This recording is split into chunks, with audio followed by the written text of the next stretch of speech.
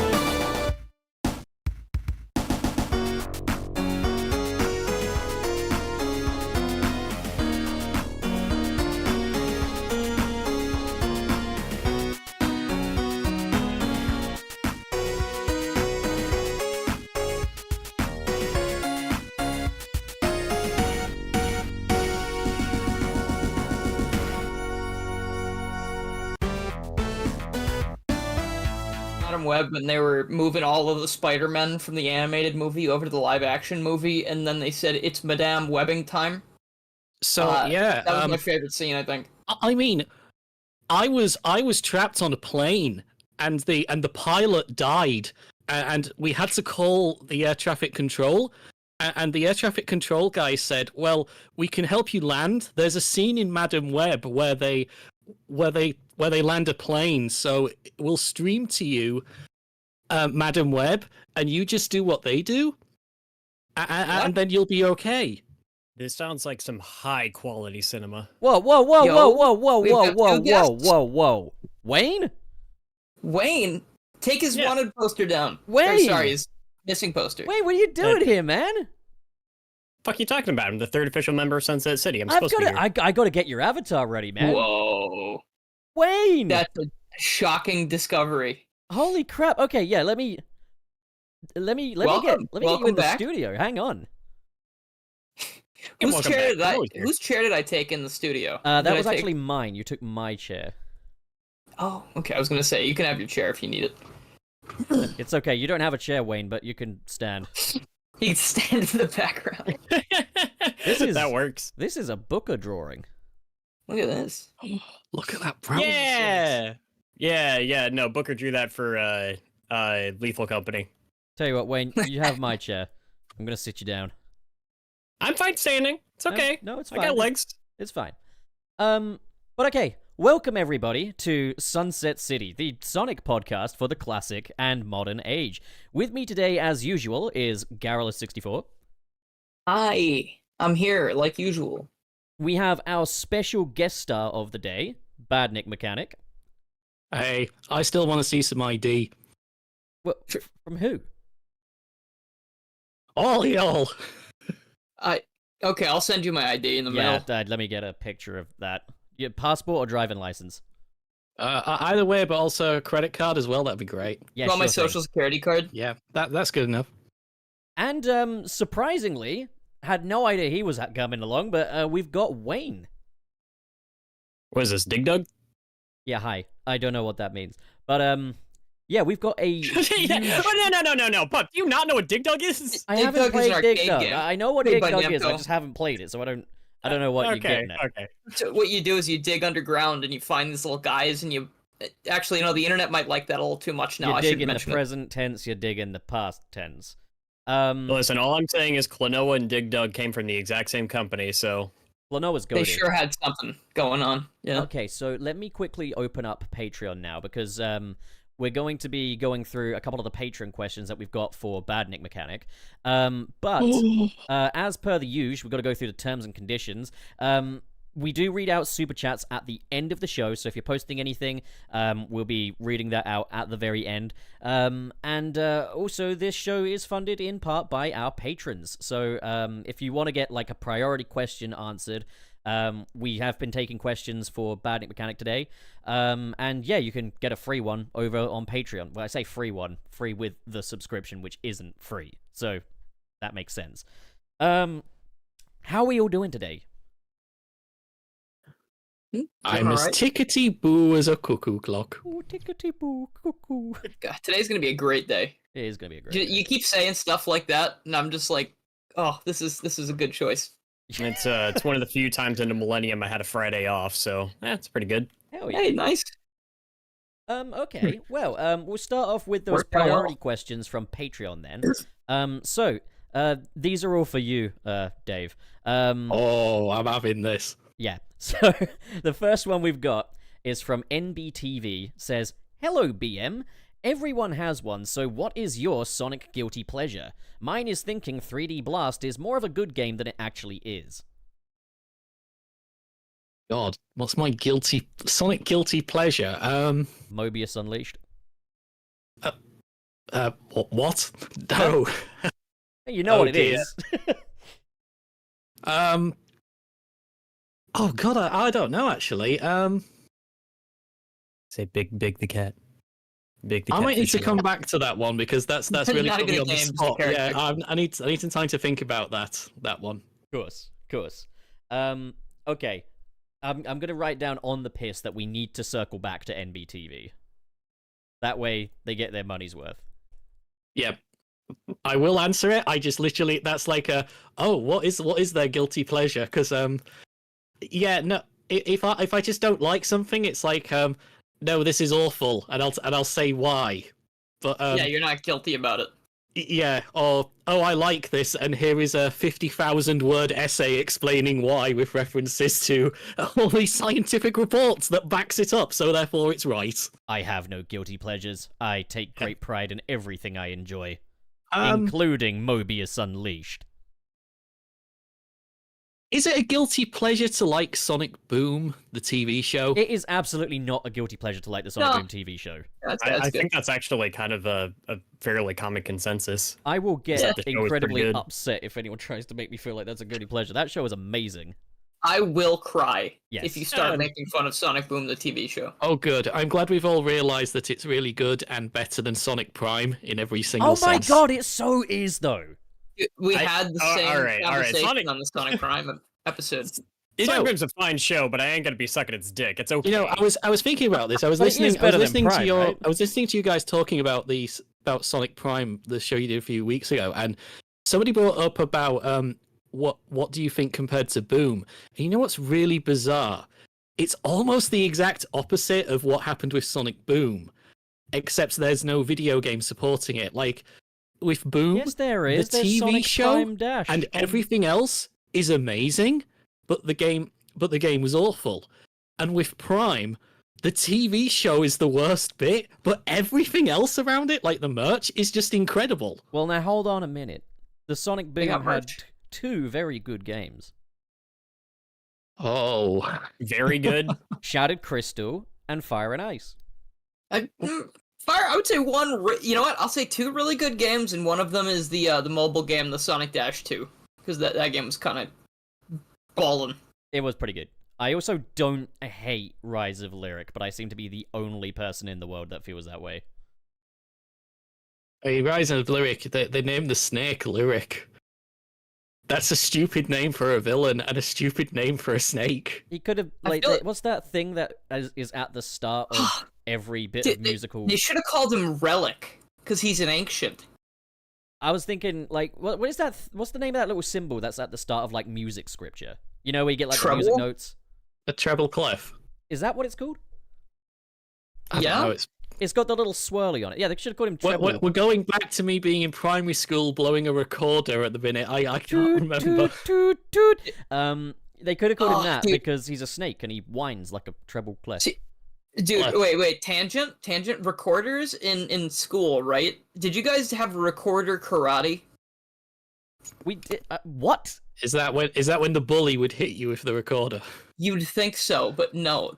We did this thing in my school. They called it recorder karate, where as you learned the new songs during music class and you were able to play them properly, they would give you, like, you had like a little yarn around your recorder, and they would give you different colored beads as like the different belts of like progressing up the ladder until you had the black belt for recording. Nah, see, back when I was in elementary school, or primary school as we call it over here, the traditional thing for us to do was to play a game of finger butt. We used to run around the playground, sticking our fingers in each other's butts. Best part was when the teachers got involved. That recorder karate, it definitely wasn't a thing in my school, but I know it did happen. Yeah, I was there. No. Oh, I've just spotted a comment that's actually addressed to me about some of my videos are blurred and gone. I'm going to briefly mention that now, actually, because I keep getting it every now and again. Basically, it's insurance reasons. There was this quite big drama with another YouTuber. I don't know if you guys know about this. Have you heard about the Top Hat Gaming Lady D fiasco that happened a while back? I do not. Nope. Okay, so here's the funny thing about YouTube. It's kind of a Wild West thing at the minute. Like, you know how people just literally take anyone's pictures and put them in their videos and whatnot and use them and then be like, oh yeah, this is fair use, blah, blah, blah. Yeah, that doesn't really exist. It's not really a thing. And it kind of depends where you live in the world as well. And anyway, basically they used someone else's photo and the actual photographer got upset and basically demanded a fee for using it. And instead of just paying him and being like, oh yeah, that's fine, they decided, no, we're going to do some very silly stuff, and now he's suing them for a lot more money. And basically, I've always been sort of nervous about this anyway, looking at a lot of my older stuff, and I thought, you know something, I really need to take care of myself more with things. So it's like, yeah, I'm going to blur out some of this stuff purely for insurance reasons, because it's not worth the risk, really. Good idea. Damn. I like that. Yeah, that's why I look for a lot of like royalty. Yeah, I go to like I think it's called like Pixabay or something. It's got a lot of like royalty free images. you Yeah, can use. it's like now, like I'm mainly, if I careful can't about get that. footage myself, I just go to royalty free stuff and use that. If I can't literally film it myself anymore, which is why a lot of my stuff probably won't be coming back unless I get some decent insurance for it, which is unlikely because I just really can't be bothered to look for that expense right now. But yeah, that's basically the reason why. Being a YouTuber is scary sometimes. Well, it is, because people think it's like fun and games and stuff, and it's like, oh no, it's not. That's the No, thing, it's is not. anyone can What? pick it up and anyone can get themselves sued effectively, like from the comfort of their own home. Oh, Pop, let me tell you about something called HMRC. Oh boy. Yeah. Trust me. Ev. Or the IRS, for those of you across the pond might have heard of them. Oh, I don't like those guys. They want your money. They will get your money. Don't they always, though? So They always do. yeah, that's basically why I just figured I would say that, because I've got a feeling that pop up every now and again. We've got a couple more VIP questions for you. Yeah, So- let's go for it. This one is from SP can't come to the phone right now. Please leave a message after the beep. Beep. Says, have you ever had badniks turn on you after you repaired them? Oh yes, but that's the best part. That's what you should do. Always get the badniks to turn against you. Otherwise, are you even a mad scientist? Just a regular scientist, someone who knows Yeah. what Fair they're enough. doing.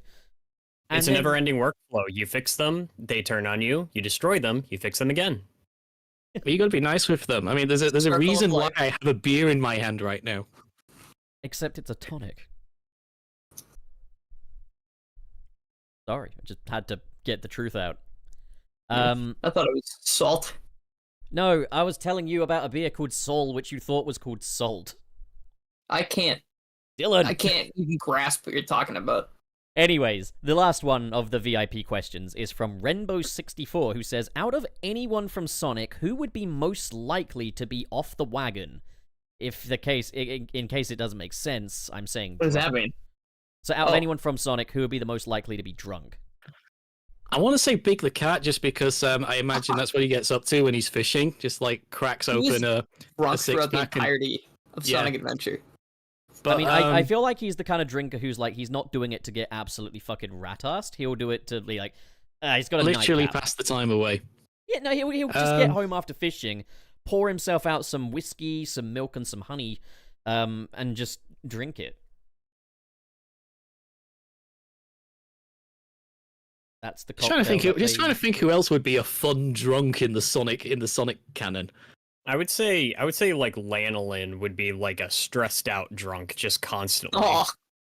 Oh no. What do you Yeah, think she you're right. drinks? Because I reckon she just That and straight Jewel. up drinks like lager beer or like ale. Dude, lanolin's she's a wine woman. See, I was thinking that at first, but I think feel it's like she's so 100% proof tomboyish. moonshine.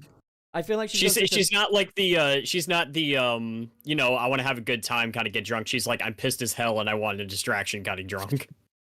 Okay. Dude, she joined the resistance of her own like volition. It's her own fault. Hey, listen, stressful job. It's like YouTube. Cream's mum. She would be a drunk.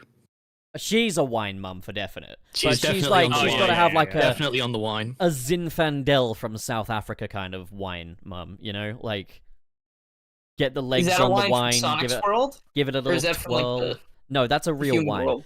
You give it I a little... keep seeing people say Rouge would be a drunk. No, she wouldn't. She'd be tending the bar. Oh, Yeah, she'd yeah. be a cocktail No, she- waitress. She would get more out of getting other people wasted than getting wasted herself. That's where she gets all her information for her heists. Yeah, and then when Exactly. she She's- gets she's home, she'll professional, have like a damn it. nightcap kind of thing. No, she gets home, she has a NyQuil, just a whole bottle of it. Jesus Christ. It knocks her right out. It works every time. Well, speaking of nightcaps, we've got our first news topic today. So we knew for a while that Alila Brown was cast in Sonic 3. And being that she's a child and a blonde child, we've all speculated that she would be playing Maria Robotnik. And on social media, she's been very much in on the joke of, you know, she's gonna die, she is, you know... And now she's taken a picture of herself wearing a coat as though it's a body bag next to her casting seat that says Maria on it. So I Brilliant. didn't realize that's what that was. I thought don't it know was- if the body that the I don't know body bag either. might Something read everyone a else little has bit, said, but it's like she's got the hood over her face, so some people are like, I "Oh, didn't. body bag I didn't even vibes." think of that. I That's assume so she's funny. just hiding whatever the final design of her look is going to be. Yeah, that's what I thought. She's hiding Yeah. the makeup with all the gore on it from where she's been shot in the side of the head. Oh my god. Yeah, I figured it was to hide her Oh, look, God. but it's definitely body bag costume now. That'd be really funny if that was the intention. We are halfway there in that case, though. In that we've got the kid. Now we just need to fucking kill him, you know? And I just something I appreciate about this is that in a decade or so's time, the discussion surrounding Sonic 3, that whether or not they actually go through with it, did they kill the child will always have been a part of the Sonic 3 discussion. And- They kill the child. I love that. I hope I've they got to do. say though, do you want to know what I think the schlockiest thing they could do in this movie is? and I have a terrible feeling they might do it just in case they're worried about the rating. Thing they could do. Basically, for the whole film, Shadow is like, "Oh no, my memories! Maria, she got shot. I must kill humanity." And then right at the very end, there's a videotape, and it's like, "Oh, what's on this videotape?" And they play it, and there's Maria, and she's slightly older, but it's like, "Shadow, I survived! I'm fine!" And that's what makes Shadow go, "Oh no, I must save Maria!" Or maybe I thought you were gonna say the video turns on, she's like at the Olive Garden. with the gun commander. Christ. Goddamn. But they feel could like even... It could be like, if they do like the memories thing with Shadow, it could be, Maria, you're alive. It's like, yeah, obviously. It's like, oh, he just misremembered. He just thought she died. He's just dumb. He's been trying to piece things together and he's just got the wrong end of the wedge. Dude, he doesn't understand how death works, so he thought she died when she was really sleeping. just tripped on a Lego brick. I have a feeling that they're going to kill her, but in a kind of like, it's sort of like an indirect kind of way, if that makes sense. They're gonna have her like, they're gonna Captain Kirk her, or I guess Spock, if we're talking like Wrath of Khan. Is like, oh, she's locked away in a thing, and like some like unseeable thing is going to be what causes her to die. We're not going to see her die, but we'll know what happened, sort of thing. And it'll be this big tragic thing. They're not going to shoot her. Like that's not happening in a family friendly movie. You don't reckon they Yeah. might maybe just like show the gun go pew, and then next thing you know, she's just not alive anymore? No, they're not. My They're not thought- going to do that. Do you? The audiences are fucking cowards about children dying in movies. If Paramount were to release a film that had that kid dying, there would be riots from parents. Like, it Yeah. would not go over well. That's why I was thinking, maybe, because in the games, so Maria is sick, right?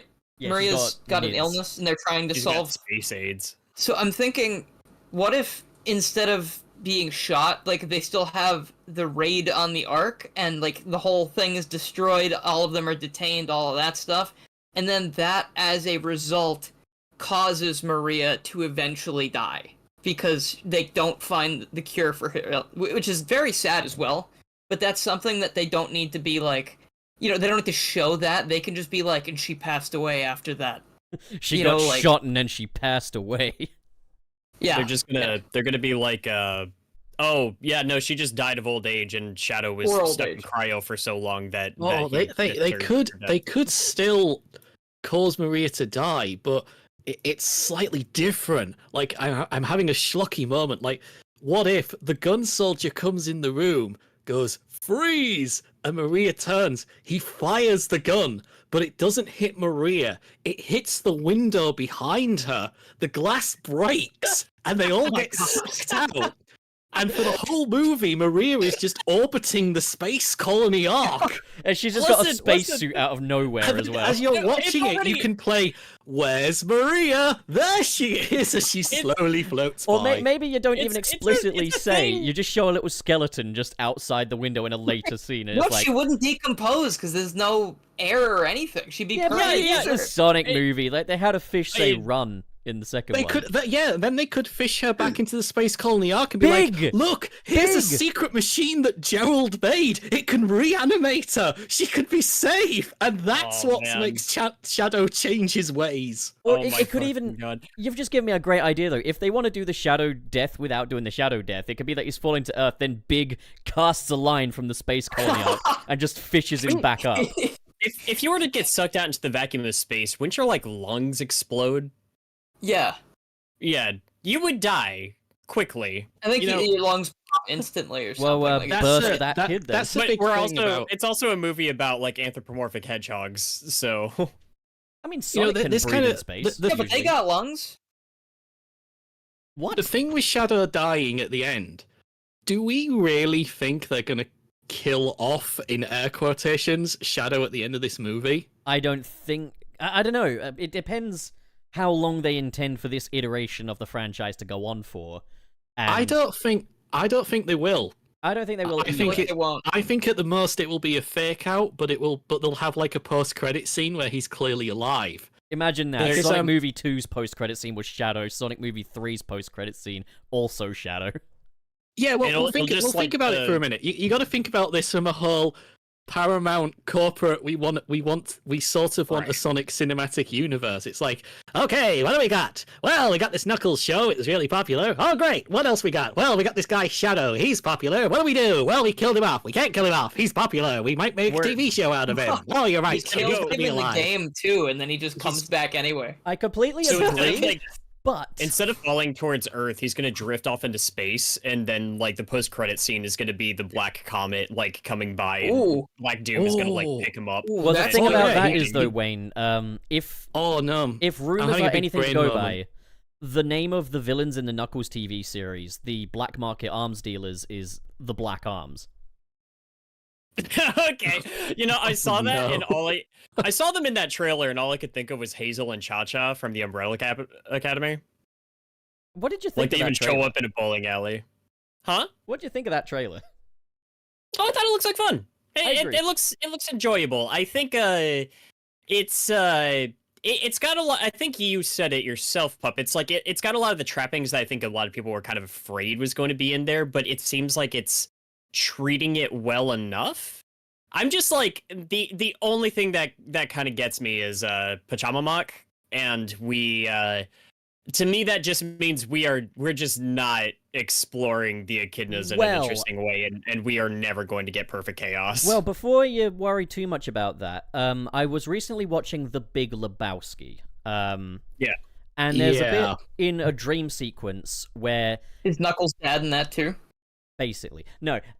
There's a bit in the dream sequence where Saddam Hussein is working at the bowling alley, and he's got the stacks of shoes behind him and a little name badge that says Saddam on it, and he hands him these bowling shoes. The shot composition is almost one-to-one with that shot of Pac-Man, and I'm thinking, okay, visions of a deceased war criminal at a bowling alley. If they're doing a Big Lebowski reference in a Sonic project, I'm gonna start thinking that I'm being spied on. Yeah, so I was thinking about this as well, and you're right. The shot composition is so similar, and it would make so much sense if it is like if Knuckles does have these flashbacks to Patrick Mac, and he's constantly sort of talking to him, like giving him advice and things. But then I started to think, hang on a minute, Christopher Lloyd is supposed to be doing the voice for this guy. Why would you spend all that money on Christopher Lloyd Like cameo. if he only has one line and it's in a Big Lebowski cameo moment? Well, to be fair, maybe that's all they can afford from Christopher Lloyd. Yeah, that's what I'm thinking. Is Also- you get him in a recording booth for a day. He says a few lines. Do you think they're gonna make him say? Do you think they're gonna make him say "Great Scott"? Are they gonna make the? Oh, the I hope Echidna Elder not. say That Great would Scott? be corny. It would. But also, They Wallace, should have him reference Food Fight instead. check the... Wait, Brand Knuckles gets a X. strike in bowling, and he goes, "Great shot!" Yeah, I'm okay, looking now at that's I'm- funny. That's fucking funny. I'm seeing the I'm seeing the images, Pup. I see them. Yeah, Yeah, you see I've the seen the vision? Big Lebowski. It's just been a hot minute. It Dude, wouldn't be yeah. the strangest like reference I've seen in children's media. There was an episode of Fillmore. Somebody was talking about this recently on Twitter. There was an episode of Fillmore where they just have a scene that's just ripped right out of Silence of the Lambs. Like this shit happens. Yeah. I mean, they know it's going to fly over the kids' heads anyway, so they might as well just Yeah, have yeah, fun yeah. with it. I mean, yeah, I just watched it recently again. Like, it was one of my favorite movies when I was younger, and it still is. It's just a pure shithousery movie. That's a good movie. Such a good movie. I think with Patrick Mac though is I sort of cheered when I saw him because I was like, oh my god, they're actually bringing him back. But then when you actually look at Patrick Mac in the game, and I might talk about this more later on, maybe. We laugh and joke about how, my god, Sonic Adventure 2, a child gets killed. There's kind of this big elephant in the room of Patrick yes. Mac's leadership that we should really talk about at some Like point. you said in your video, Yeah. Pac-Man is the British Empire. My thing is like the one thing I always wanted as a kid. There was only one thing I wanted out of a Sonic movie, and it was chaos. And I feel like we're never going to get it. I'm at that point where I feel like we're just going past that whole thing, which fucking sucks because Sonic Adventure has one of the best narratives you could adapt from game to movie. I think it would also make a really good like little TV series as well, to be fair.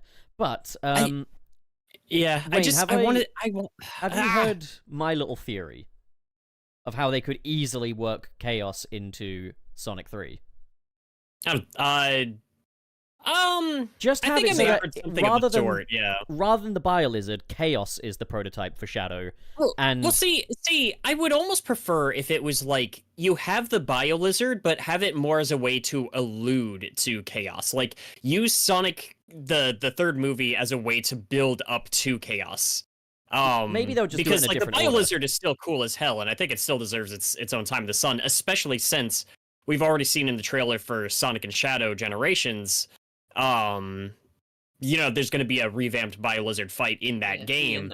the only So thing it's just though, like with Biolizard is he does not I like Biolizard plenty.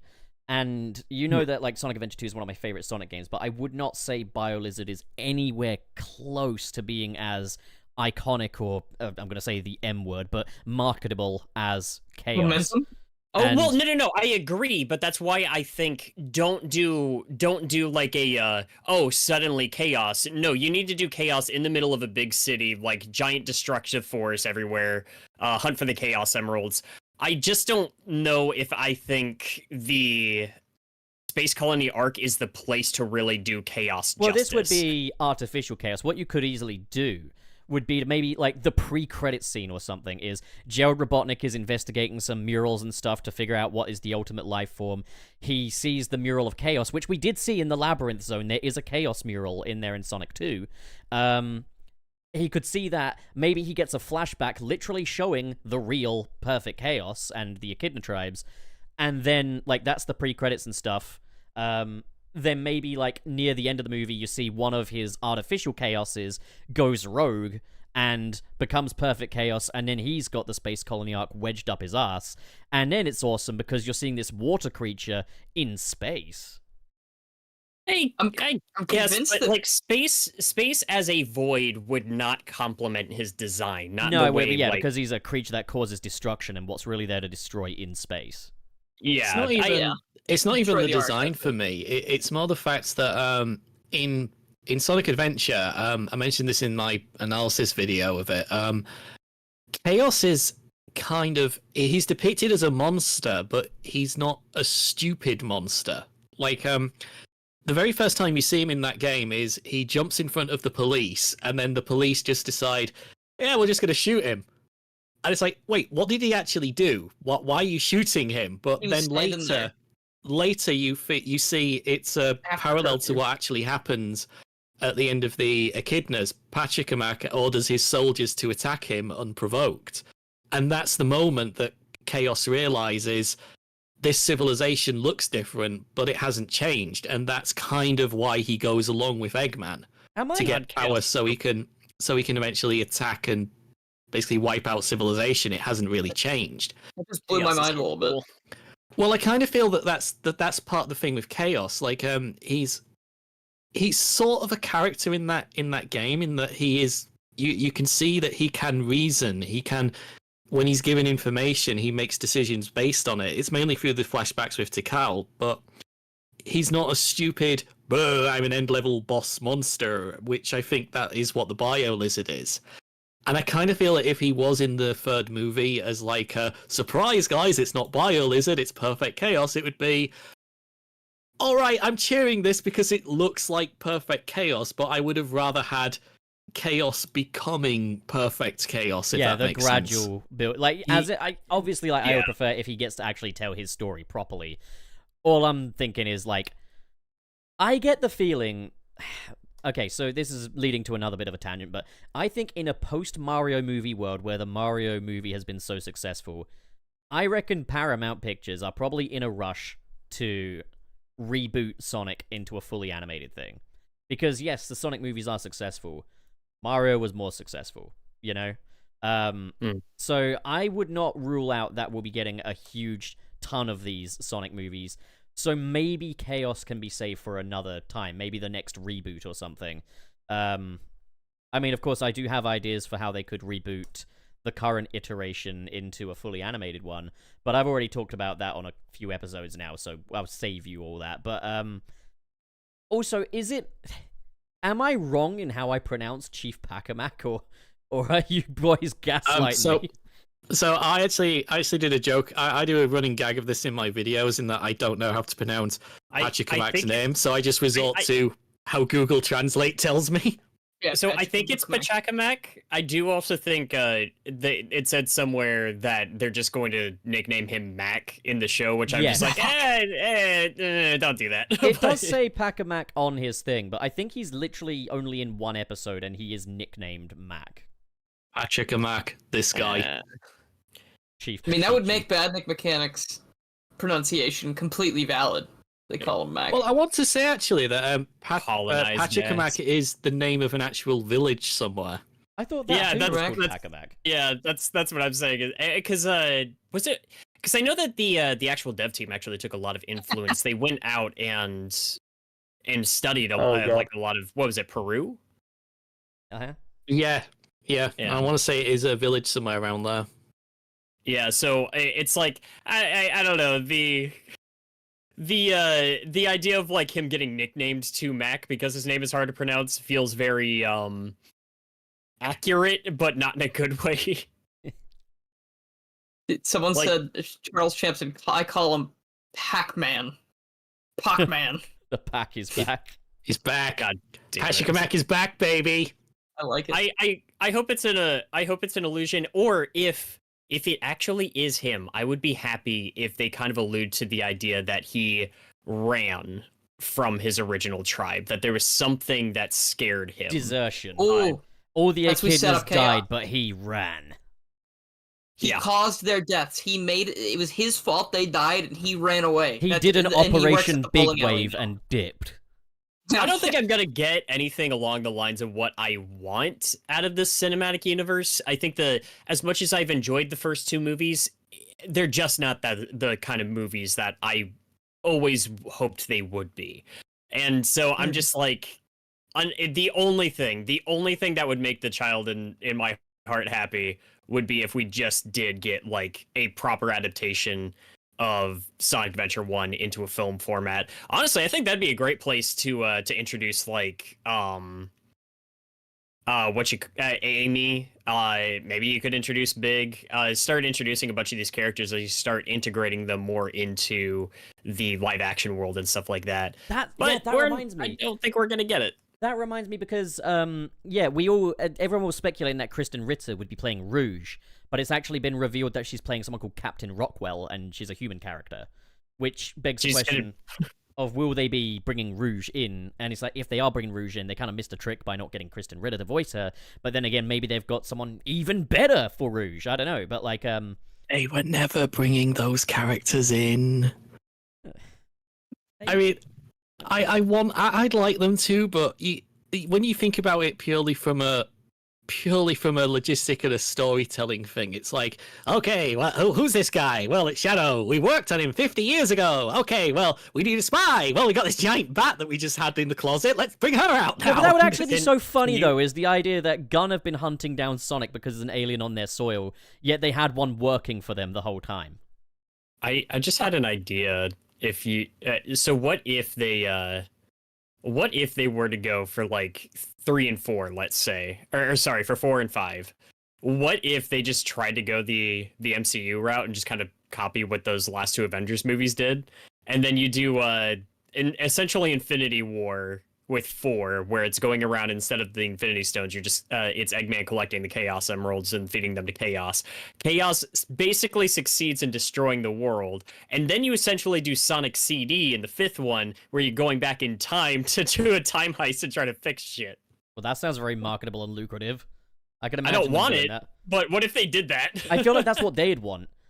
The thing that kind of makes me a little sad, though, is like, as much as I love these movies, and maybe I'll be wrong about this, but it does seem kind of sad that it's like we have to introduce all of the Scrimblow animal creatures one at a time, when it's like, we don't really need to do that. We know that there's this world full of animal people that have rings that can transport them to Earth. Well, they're missing a powerful hedgehog. Like, I think Well, we need to see. sorry. We need to see Amy in this third one. Yeah. I think it's It important. I mean, technically, she's already in it, but she's called Maddie. Stop it. Oh man, Stop. That's God not damn it. Amy. Oh man, the reveal is that Maria went missing, and then it turns out that Gerald Robotnik was running experiments, and she got like transformed into a Mobian creature, and Maria is Amy. Everybody stop. Everybody stop, okay? Real talk for a minute. I think we have to sort of accept that there's actually a possibility that this third film could potentially be the last movie, Yeah, I but agree. not necessarily the last Sonic thing. Because if you look at how the scale keeps increasing, like you have the first movie, which was okay, it's a buddy comedy cop style romp thing. We gotta go across America and find your rings, and then oh, who's that guy? That's Eggman. He's chasing you with his machine. Oh, don't let him get you. And that's fun. That's fine. And then you've got the second movie, which is, my God, there's this gem which is mega powerful. Dr. Eggman's trying to get it. If he gets it, he's going to be really powerful and unstoppable. Oh, he's got a giant walking monster truck. We better take him out. Yeah, we're going to need all of us to help him take him out. And now you've got the third one, which is, we're going to go to space.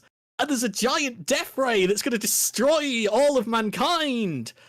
I hope that's the case, but to be fair, we can't necessarily confirm they're going to do the space colony arc because the Death Egg was a huge part of Sonic 3. If you are doing a Sonic Adventure 2 loose the adaptation, Yeah, realistically, the where Death do you Egg, go from there? Because they were doing a big loose adaptation of 3 in the second one, but there's no Death Egg involved. The space colony arc is essentially just another evolution of the Death Egg if we really think about it. But I'm just saying, there might. I hope they don't because we need space. Dude, I'll put money down on it. They're doing the space colony arc. It would be so it's awesome. happening. It would be awesome. It's definitely going to be space colony arc. If they do it, they are doing the space colony arc. If they're doing it, I'm going to give it a question. 10 out of They are 10. doing it. Just for the fact we got space in a Sonic movie. But Yeah. the thing is, when this movie comes out, what I think Paramount are almost certainly going to do is, I think Shadow is going to get his own TV show or some kind of special feature-long episode, just because Better they get him a want goddamn money gun. and it's Shadow, and they know yeah. that's going to sell. Didn't they already? Wasn't there a leak or something that said they were gonna do a Shadow movie or TV show? It's a rumor that they would do a movie spin-off kind of thing. I do want to remind you that shortly after the first Sonic movie came out, there was all these rumors that they were going to be doing a prequel about Dr. Robotnik. I remember that. There was also a leak that Xbox was going to bring Halo and Gears of War to PlayStation, and so far that does not seem like it's the case. But So- what I think tends to happen, and I know Red Letter Media do this joke a lot, is you've got to imagine that when there's all these executives at Paramount, and they all come into a room and they all sit down, and then one of them goes, "Okay, what do we got? What did really well? Oh, that Sonic movie did well. Oh, that's a great movie. We got a sequel. What else you got? Well, we could do a spin-off show. Oh, great, a spin-off. What characters can we use? Well, this Dr. Eggman guy. Yeah, let's do a spin-off. Let's do a spin-off about Dr. Eggman." And then they will do it for the sequel as well. Only this time it's, oh, that Knuckles was popular. Yeah, we got Knuckles. We got Idris Elba. He's signed on to do a TV show. We'll do a TV show with Knuckles and Idris Elba. That's great. And honestly, And that's the tone that I get from this universe too. Like, we got to remember is that the Rachel wedding scene, all the Sonic fans in, the people in our bubble, kind of had a thing about that. The layman viewer, the people that are actually bringing in the majority of the money. Oh, I'm pretty sure that those human scenes were actually fairly popular with those audiences. It kind of hurt me that, Wayne, I am a layman viewer, and the wedding scene is awful. No, literally, It is, It but is I'm talking awful. basic bitch layman. I It remember was lame, man. However, I remember when I showed Sonic 2 to my sister, and she grew up with Sonic 1 and 2 on the Mega Drive when she was like 6, but that was it. She didn't. She pursued her own life independent of the Hedgehog, unlike myself. But when we saw the second one, I told her, when the Rachel scene came up, I was like, okay, if you want a pee break, now's the time to do it. But she was like, yeah, go on, Rachel, you queen. I was like, what the fuck? Yeah, exactly. That's what I'm talking about. Is that like again? I can't remember. I would need to verify the information, but I do remember seeing like there was like numbers somewhere, like actual like actual like focus group or whatever you want to call it. It looked like that shit was popular with with a good majority of people. And those are the people that are actually making the difference in the money. Like the Sonic fans and everything are always going to be a portion. What's going to matter is if like your next door neighbor or your mom and dad are going to sit down and watch it. You know what I mean? That being said, I get it because like there's like it's funny to me that like when you see critic reviews or stuff like this, like the thing making the money for this movie, they go see the Sonic the Hedgehog movie, and they go, I love that fucking scene where Sonic is not in the movie. Or I think it's even better. The people that rate the Godzilla movies with more human stuff in it as better than the other ones. Because it's like, yeah, when I go see a Godzilla movie, I really want to see scientists talking about morality. Something and I will how say... the world is going to end. Just have Godzilla step on that skyscraper, dude. Well, That's to be all. fair, that's also part of the point of Godzilla. It was always about the human aspect. I mean, did you see -1? I just want to see him beat up King Kong again. I want to see it again. The thing is, though, Dude, please watch Godzilla -1. Holy shit! The thing... when Alright, the, is that when the the new one sequel that's came came out, when the sequel came out, there was all these critic reviews, and Sonic fans reacted in exactly the way they always do. It's Don't like, listen to the fucking the critic. critic, don't ignore the critics. They've just got an opinion. It doesn't matter. It's what you think. And there was this one poor critic that got a hell of a lot of abuse from Sonic fans because he said, I much preferred the human scenes. And one thing he wrote in his review, which really stuck out to me, was there's a scene that he really liked. It's when Sonic is with the family, I believe he said it. And then the family goes away and Sonic's left alone to get up to all this hijinks. And then he gets a bit bored of the movie until the family come back later on. And he got so much abuse for it. Just loads of abuse from loads of Sonic fans who was like, why would you go see a Sonic movie if you don't want to see Sonic? And when I first saw the sequel, I'm watching the scenes between Tom and Sonic, and good God, those are good scenes. They are. I mean, all right, they're not going to win any awards, but what's his name? The guy who plays Tom, James Marsden. James Marsden. He's very He sincere gives in his a really performance. good performance. Yes, his Yeah, like no, that's the dude, thing. like is- I was invested in their relationship, and like Yeah. when Sonic calls him dad at the end of the movie, Oh, like I God, legitimately that was so felt nice. something. I agree. Dude, Like, I just want to say, yeah. because my previous thing about the rant I had real quick, I do not dislike the human characters or anything. Like, I think the wedding scene went on for like a little bit too long, just like a little bit, but like, I liked a majority of the scenes, and like you said, like, I just think it's silly that critics, like, pick that out as being the important stuff, compared to, But what I mean? Like, I do like the Tom and Sonic scenes Well, a lot. something I think do they have a wanna good just- I thing sort going. of agree though, because you had this. It's quite a cool setup. Like you have Sonic trying to find his place in this world without being too overexposed that the government's going to take him away and do experiments on him. But he's still a kid trying to find, what do I do with my life? And you've got this wonderful scene between Tom, this father figure, and Sonic, and it's really well done. And then all of a sudden, the movie's like, okay, well, we're gonna go over there now, Sonic. You stay here and try not to get in trouble. And I'm sat watching it, thinking, no, movie, bring Tom back. I want Sonic to go with Tom. So something I kind of will say is like, I mean, it's kind of giving away something that's from an upcoming video, but I'll say it anyway. I think Spoilers. it's good to. I think Sonic 2 had a good intention in kind of divorcing the human stuff from the Hedgehog stuff a little more, in that it was like, we keep the humans relegated to this subplot, and the rest of the movie can be like Sonic and Tails traveling through Siberia and stuff like that. And I like that on paper, but I would much rather have a story where the human characters are much more diegetic with the Hedgehog stuff, and so we can have the two coexisting on screen together, than one that cuts away from the Hedgehog stuff for 6 whole minutes, to have no scrimblows on screen whatsoever. That was kind of my issue. Is I love the scenes with Sonic and Tom Wachowski. Like I like the whole. It's part of the reason why I love movie Sonic so much, is because he is a much more humanized depiction of the character, which I know there's a lot of people that hate that, but for me that works. I mean, even like some of the stuff with like the wedding plot even wasn't that bad. I just think it was the most poorly executed material in the movie. It also didn't make any sense. Like what Gunn's plan. Let's have still a crazy wedding with shenanigans.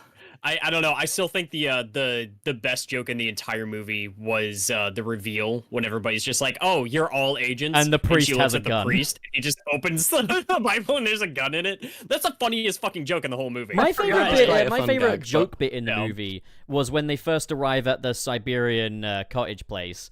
And the woman holds up like the skull thing, but then it cuts to a fish, and its head gets chopped off and just goes "run."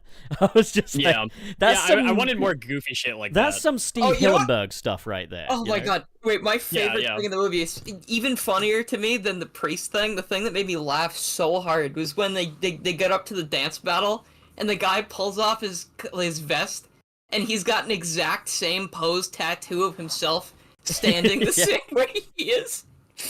I will say, stupid. I love it.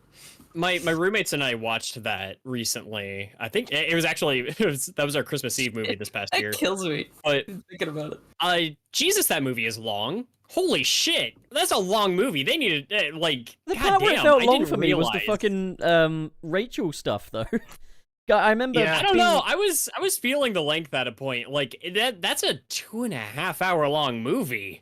Yeah, but like once I hope Sonic 3 is for, like 4 hours. for me, all of the stuff in like the first act, you've got the scene where Sonic does the rescue in Seattle. You've got all the stuff in Siberia. You got the mountaintop stuff. I was like, this is all gold. This is all what I want from a Sonic movie. Then you've got the third act where you've got like Sonic running to the labyrinth zone and fighting Knuckles and the Death Egg robot fight, and that is all absolute unadulterated gold. But for me, where I'm like, God, this is dragging, is you've got...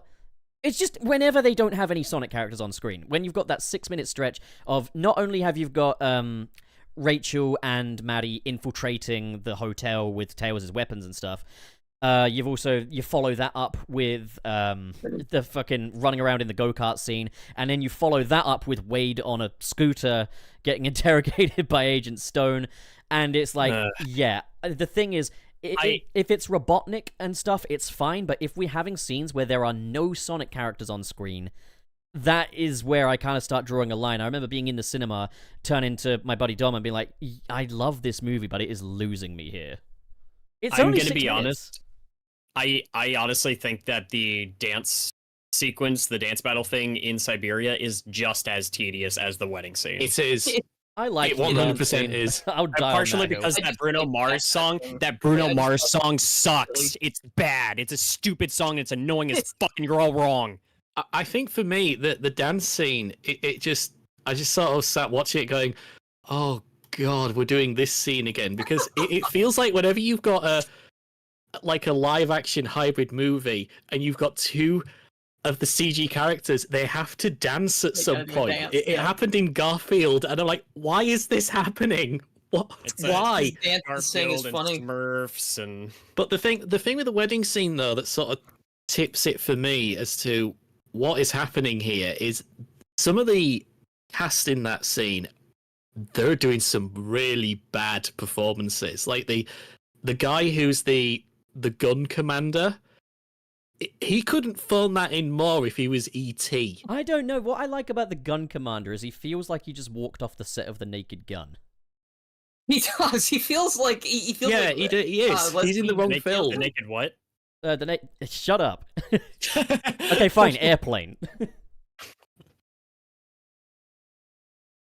Oh, we should. Let me watch it. Shall we move on? right now? Sure. Oh sure. shit, we're still talking about this goddamn movie, aren't we? Okay, so the Right, next topic we've got is Yeah, it'd be very jarring for anyone listening. Oh yeah, we forgot we had a topics list. Here we go. tell you what, before we talk about that part, the part that's in the thumbnail, let's talk. Who is highlighting the piss so much? Is that you, Dave? Oh, it might be me. Sorry. It's okay. The Sonic Superstars sales have been revealed, and they're not very super. Yeah. Yeah. Shocker. I mean,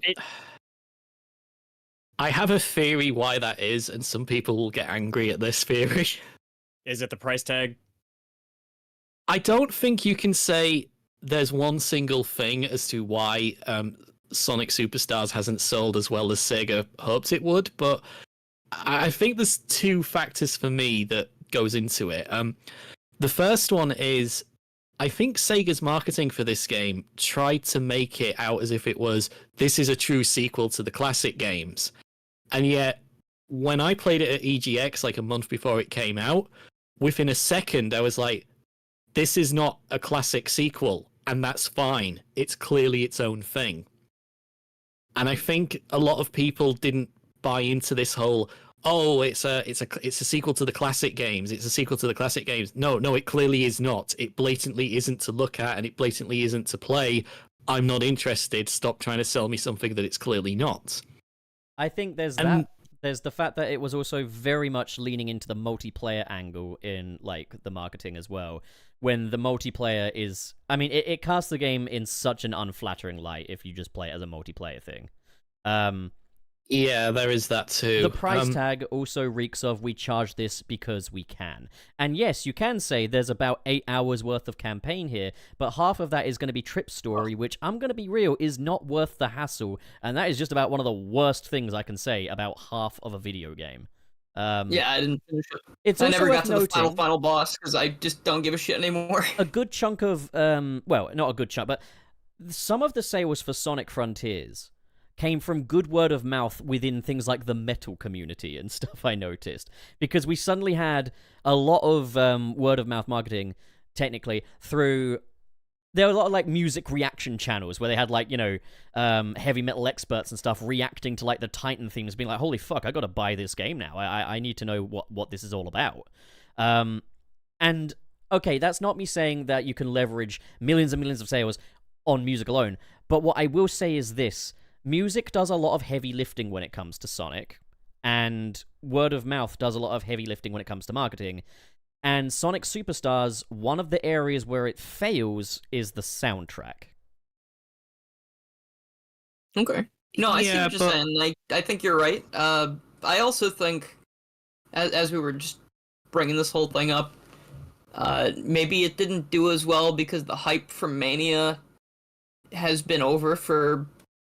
They like waited way too now. long to do this. You know, like if they had released this, and I'm not saying like rush out a sequel as fast as possible, but when Mania was called the greatest Sonic game in 20 years, which I think was, you know, probably helped a bit for marketing. I think they should have been like, hey, get the sequel on the phone right now. We need a sequel. Yeah, and I don't get why they didn't. Like, I feel like if they had released Sonic Superstars or something at least like it, maybe 2 years after or something, like at the latest, I think it would have done a lot better because at that point we're still in the era of Sonic Forces was the most recent Sonic game. It wasn't that good. And then you come out, oh, there's another good one. You know, like, oh, but maybe we'll get these kind of reliably. I also have something that's going to make people scream, betrayal! But, releasing it opposite Mario Wonder did it no favors. And Spider-Man 2. Idea. And the thing is, I've had people say, yeah, but Mario Wonder was a 2D game that released for full price. It's like, yeah, but Mario Wonder is a lot better than Sonic Superstars. It's also got the name Mario in it. Yeah. Yeah, regrettably, which means, which I'm going to say in terms of marketing means more than Sonic. Unfortunately, yeah. Like, and I wish it didn't. I really fucking wish it didn't. I mean, to be fair, if they released a game and called it Sonic Mania 2, that would probably do a lot of legwork for it. That would probably bolster it up quite a bit. But that would make years of free, so why not? Like, it would go crazy, I think. It would also be lying about Sonic. People have been like, Sonic Mania 2 coming soon, you know, like all those videos like that. I'm hoping, though, if they...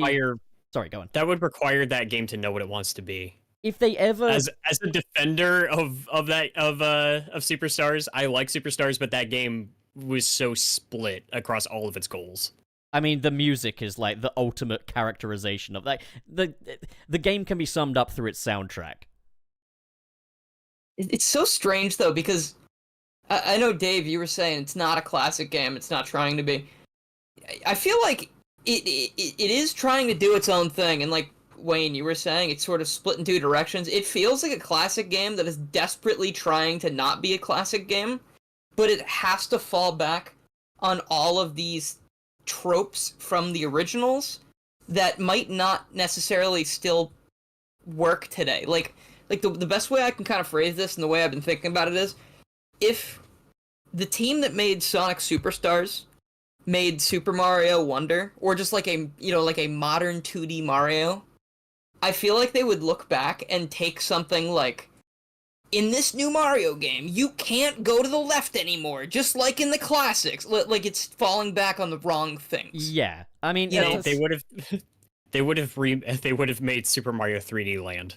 that's the thing is like Sonic It's Superstars. okay though. That game's pretty decent. Unfortunately falls into a lot of the trappings of like a lot of the dimps games, and that there's a lot of like cheap instant deaths and stuff like that. But also it brings back something like Gilly was saying on one of the more recent episodes about how it's trying to present itself as a new classic Sonic game, this time all original levels, yet your level selection is Green Hill Zone, Angel Island Zone, Sky Sanctuary Zone, Carnival Night, Hydro City, Sandopolis, and it goes on. It's just, again, it's like you can link all of the levels in it back to existing Sonic levels from the classics.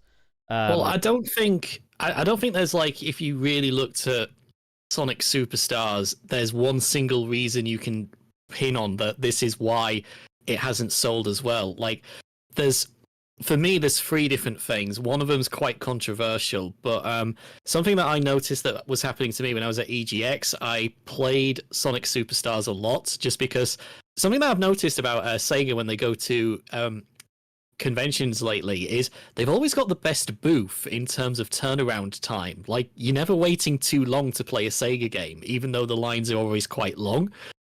And I played Sonic Superstars a lot, and also got lots of pin badges for doing so. No correlation. Anyway, every time I got a chance to play it, I never played the stage where you have limited light, because it was awful. And I hated it, and I couldn't stand it. You could and even have that level without that mechanic, and it would work perfectly fine. Dude, in it's multiplayer, awful. it was impossible. Oh, Like, there dude, was yeah, no in way to do multiplayer, it I was just multiplayer. like, I was playing with my sister. I was like, okay, just wait there, okay? I'll bring us over, and then I'll use the Yeah, little... that was it. That was like, if you put a thing in the game that's like, your friend can teleport to you once you're done doing the hard thing, but then that keeps automatically activating like every half second, that means you have made a bad multiplayer game. It's just also amazing how much of this could be mitigated by having the multiplayer be an online component, but Sega just refused to do that for some reason. Except in the battle mode, which is like a stripped down Fall Guys. Like, and I'm like, Well, the thing with everything. Sorry, go ahead. Yeah, the thing with that stage is you got to think about this for a minute. Public gaming conventions are on. I think that we won't really see them in a few years' time, but EGX, where I went to, it still attracts like several thousand people each day. And you've got Sega's booth where you're not waiting too long to get on it. They must have had thousands of people, some of them repeat players, on that demo. They must have known that stage wasn't that good. Why would you put that stage in your public demo? You're right. They it was should have terrible. They should have put Press Factory Act 2 instead. I mean, I am Press Factory's one defender. I think that level is more fun than people like. I know the Act 1's a little annoying with like the bouncing, but that's kind of the point. I like the fact though that there's The level is fine. It's just the music that's annoying. I like the that music there's a visual should have been like cue. in time with the pound. Like There's a visual That would be cue to cool. let you know, like, because that's the thing that separates it from, for me, like Wacky Workbench, for example, which it often gets compared to. Wacky Workbench is just you touch the fucking floor, you're going up, and you're going up really, really fucking high, and you got like a long way down to go. Whereas this is just a little hop, and you've got, these lights around the stage, and then you've got this big hydraulic press in the background. And I love the concept of a Sonic stage where you have to pay attention to the background, and time jumps with that. And when you get a good playthrough in of Press Factory, which can be done by using a lot of drop dashing, like, it feels really good seeing this level bouncing around you while you're just tearing through it. So I agree, but doesn't Wacky Workbench also telegraph the bouncing with the flashing like the electric lights. floor? Yeah, Right the before lights it pulse, I sends you think, up? 3 times. Fair enough. Yeah. Yeah, no, it does that It even in makes the Act little 2, I sound think. first. Doesn't it? Like Act 1, it's always bouncy, I think. Yeah. No, but both acts. Yeah. Well, either I way, think. like I think I it gotta go throwing back, you yeah. up as high as it does. Yeah. And the fact that it stays bouncy for as long as it does, whereas this is just a quick little hop. But yeah, like Sonic Superstars, its sales I think can be pinned on just a lot of factors. I think on a whole, like I was Sonic Superstars' silliest soldier for a little while, especially in like the earlier episodes of like post reboot Sunset City. But it's one of those things where I do still really enjoy the game. I do still come back to it more than I do Sonic Mania, just on the virtue that it's not reusing so many levels like Mania did. But it is also kind of like, guys, there are lessons we've learned over the years, and there's not really any excuse for us to be falling into these things again. Just things like basic game design stuff in some areas. There's a bit in like Egg Fortress where there's these little flamethrower jet thingies, and they have a little animation where they're heating up and then they blow out the flames, so it gives you a chance to get off of them, you would think. But no, when they just start heating up, they can already hurt you, and that's just really rubbish design. There's that fucking cat and mouse game in Cyberstation where you can't see up that thing the first time you're doing it, so you have no idea whether you're gonna go into the direction that leads you out or whether or not you're gonna land in an electric field at the top. These are basic telegraphing things that Sonic Superstars is just missing, you know? For me, personally, it's really weird because I actually have the game, but I've never played it. I have not played it. The reason why I bought it, admittedly, is because I collect Sonic pin badges, and ooh, Smith's Toys have a promotional pre-order the game and get this pin badge set. Yes, please.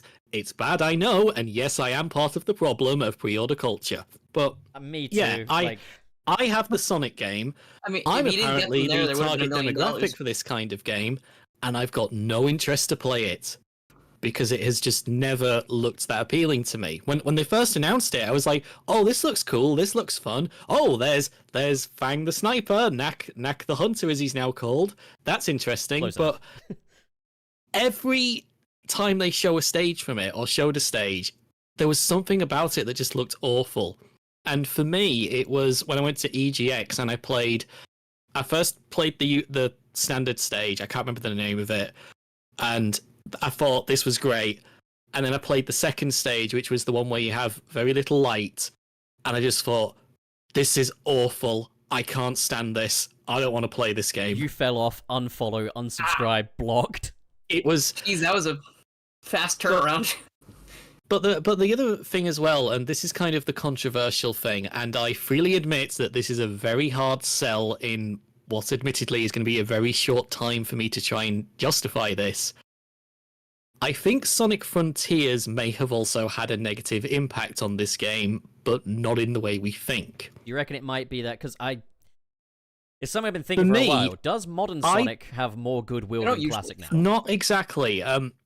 You see, the thing it is, might be on the people same always go on wavelength. about how people always argue about, mainly in the Sonic fandom, what do you like? Do you like modern 3D Sonic or do you like 2D Sonic? Nobody I like cares. Sonic. People just want a good game. And I'm sort of in the camp that Frontiers is not as good as the hype train currently seems to want it to be. I think And- I'm with you on this one because I think everybody kind of the opinion everybody seemed to have about Frontiers definitely seemed to shift after that final update came out, and Well, in a way to sort of speed up my point of this a bit more, how many of you guys have seen H Bomber Guy's Deus Ex Human Revolution video? I haven't seen it. No, Right, Video, well- yeah. At the end of that, he talks about mankind divided very briefly. And he makes the point that he talks to a bunch of his friends and says a lot of them seem to really enjoy Deus Ex, Human Revolution. And I was one of them. And I'm sat there thinking, yeah, I also enjoyed it. And then he talked to his friends and said, did you play the sequel? And a lot of his friends said, no, they didn't get around to play it, or they actually bought the game and they've never touched it. And I was like, my God, that's me. I literally have Mankind Divided still sealed up on my shelf, and I've never played it, even though apparently I enjoyed the original. And his theory was Deus Ex Human Revolution didn't quite set the world on fire. And as a result, it's had a bit of an impact on the sequel. And I think about Sonic Frontiers. And yeah, it was really overhyped by fans crazily, but my god, there was a lot in there which wasn't that amazing. And you had all these people saying, my god, it's amazing, it's brilliant, I've got to try this game. And Sega's announcing, my god, it sold 3 million copies, 5 million copies, 6 million copies, 10,000 billion copies! Wow, that's a lot. That's a lot of people who played a game Yeah. which didn't really set the world on fire. And now you've brought out a game which, admittedly, me, the target demographic, will say, I don't think that looks that good, guys. I don't remember the last time somebody referenced Sonic Frontiers in a positive light when they weren't just talking about the Titan fights. Because everything between it is tedium. And it is an exhausting experience of the video game to get to the points that I are have opinions on the Well, I'm Titan on the- fights, but I'll I'm save on, those the for another exact day. Opposite on that. My I really liked, Go not the devil's advocate or anything. I just really liked running around that big open area and finding things. I'm not really that. I might have bad taste in games, maybe, but I think it's sort of fun. Like, I think some of those platforming challenges are a good time. I think just looking for things were cool, and I really, really liked the idea of finding all of these cutscenes all around the island and seeing what the characters were talking about. I guess that's like, if you care about story, then that's a bigger part of it. I mean, I'm very much kind of with you in a lot of the sense. Like, so one of my things for me is when I'm not playing Sonic Frontiers, when it's been a little while, I'm like, man, what an interesting game. Like, the world building is fucking wank. The open zones look like absolute trash. The pop-in is fucking embarrassing. Yeah, they do look like The game can cool. kind of break from just not playing it the way it wants to be played. And I just think, yeah, this is a game where Sega were very much in the spotlight, all eyes on them, and they kind of delivered what's effectively the world's best college project. But then when I pick up the game and I play it again, I'm like, here's the fucking thing, though. I'm having some of the most fun that I have while playing a video game. And that's the thing, is I have played back through the story again as well a few times now. And I just have so much fun with just the basic mechanics of the game. Like, the open zones and stuff, they look like garbage, but just running around them is fun. Like, even, like, down to Chaos Island. Like, I don't love the fact that so much of those challenges are in 2D. But I do love just exploring that place and just how hilly it is. I mean, it's also worth noting that the updates did go quite a long way, such as like Update 2, bringing in the spin dash. Chaos Island is transformed by that mechanic. But then it's also, like, Update 3 is another great example of this, in that when I went to review Update 3, I was feeling quite a bit worse about it than I was before. But when I went back and played the whole thing all over again, I had an amazing time. Like, I just had a fantastic experience. There were little frustrations here and there, mainly with Knuckles' climbing. But for everything else, and I mean, they've patched that now too. Like, I don't know, like, where I sit on Sonic Frontiers is, I think it succeeds in the one thing it needs to succeed in more than anything else, and that is being just a really fun experience. But it is, in a lot of technical aspects, quite a sorry picture, if you kind of get what I'm saying. That's interesting, because I actually went back and replayed. I actually went back and replayed the entire campaign right before the final update dropped, just kind of in preparation for it, so that I could kind of get the main campaign under my belt again before, like, taking on the new conclusion.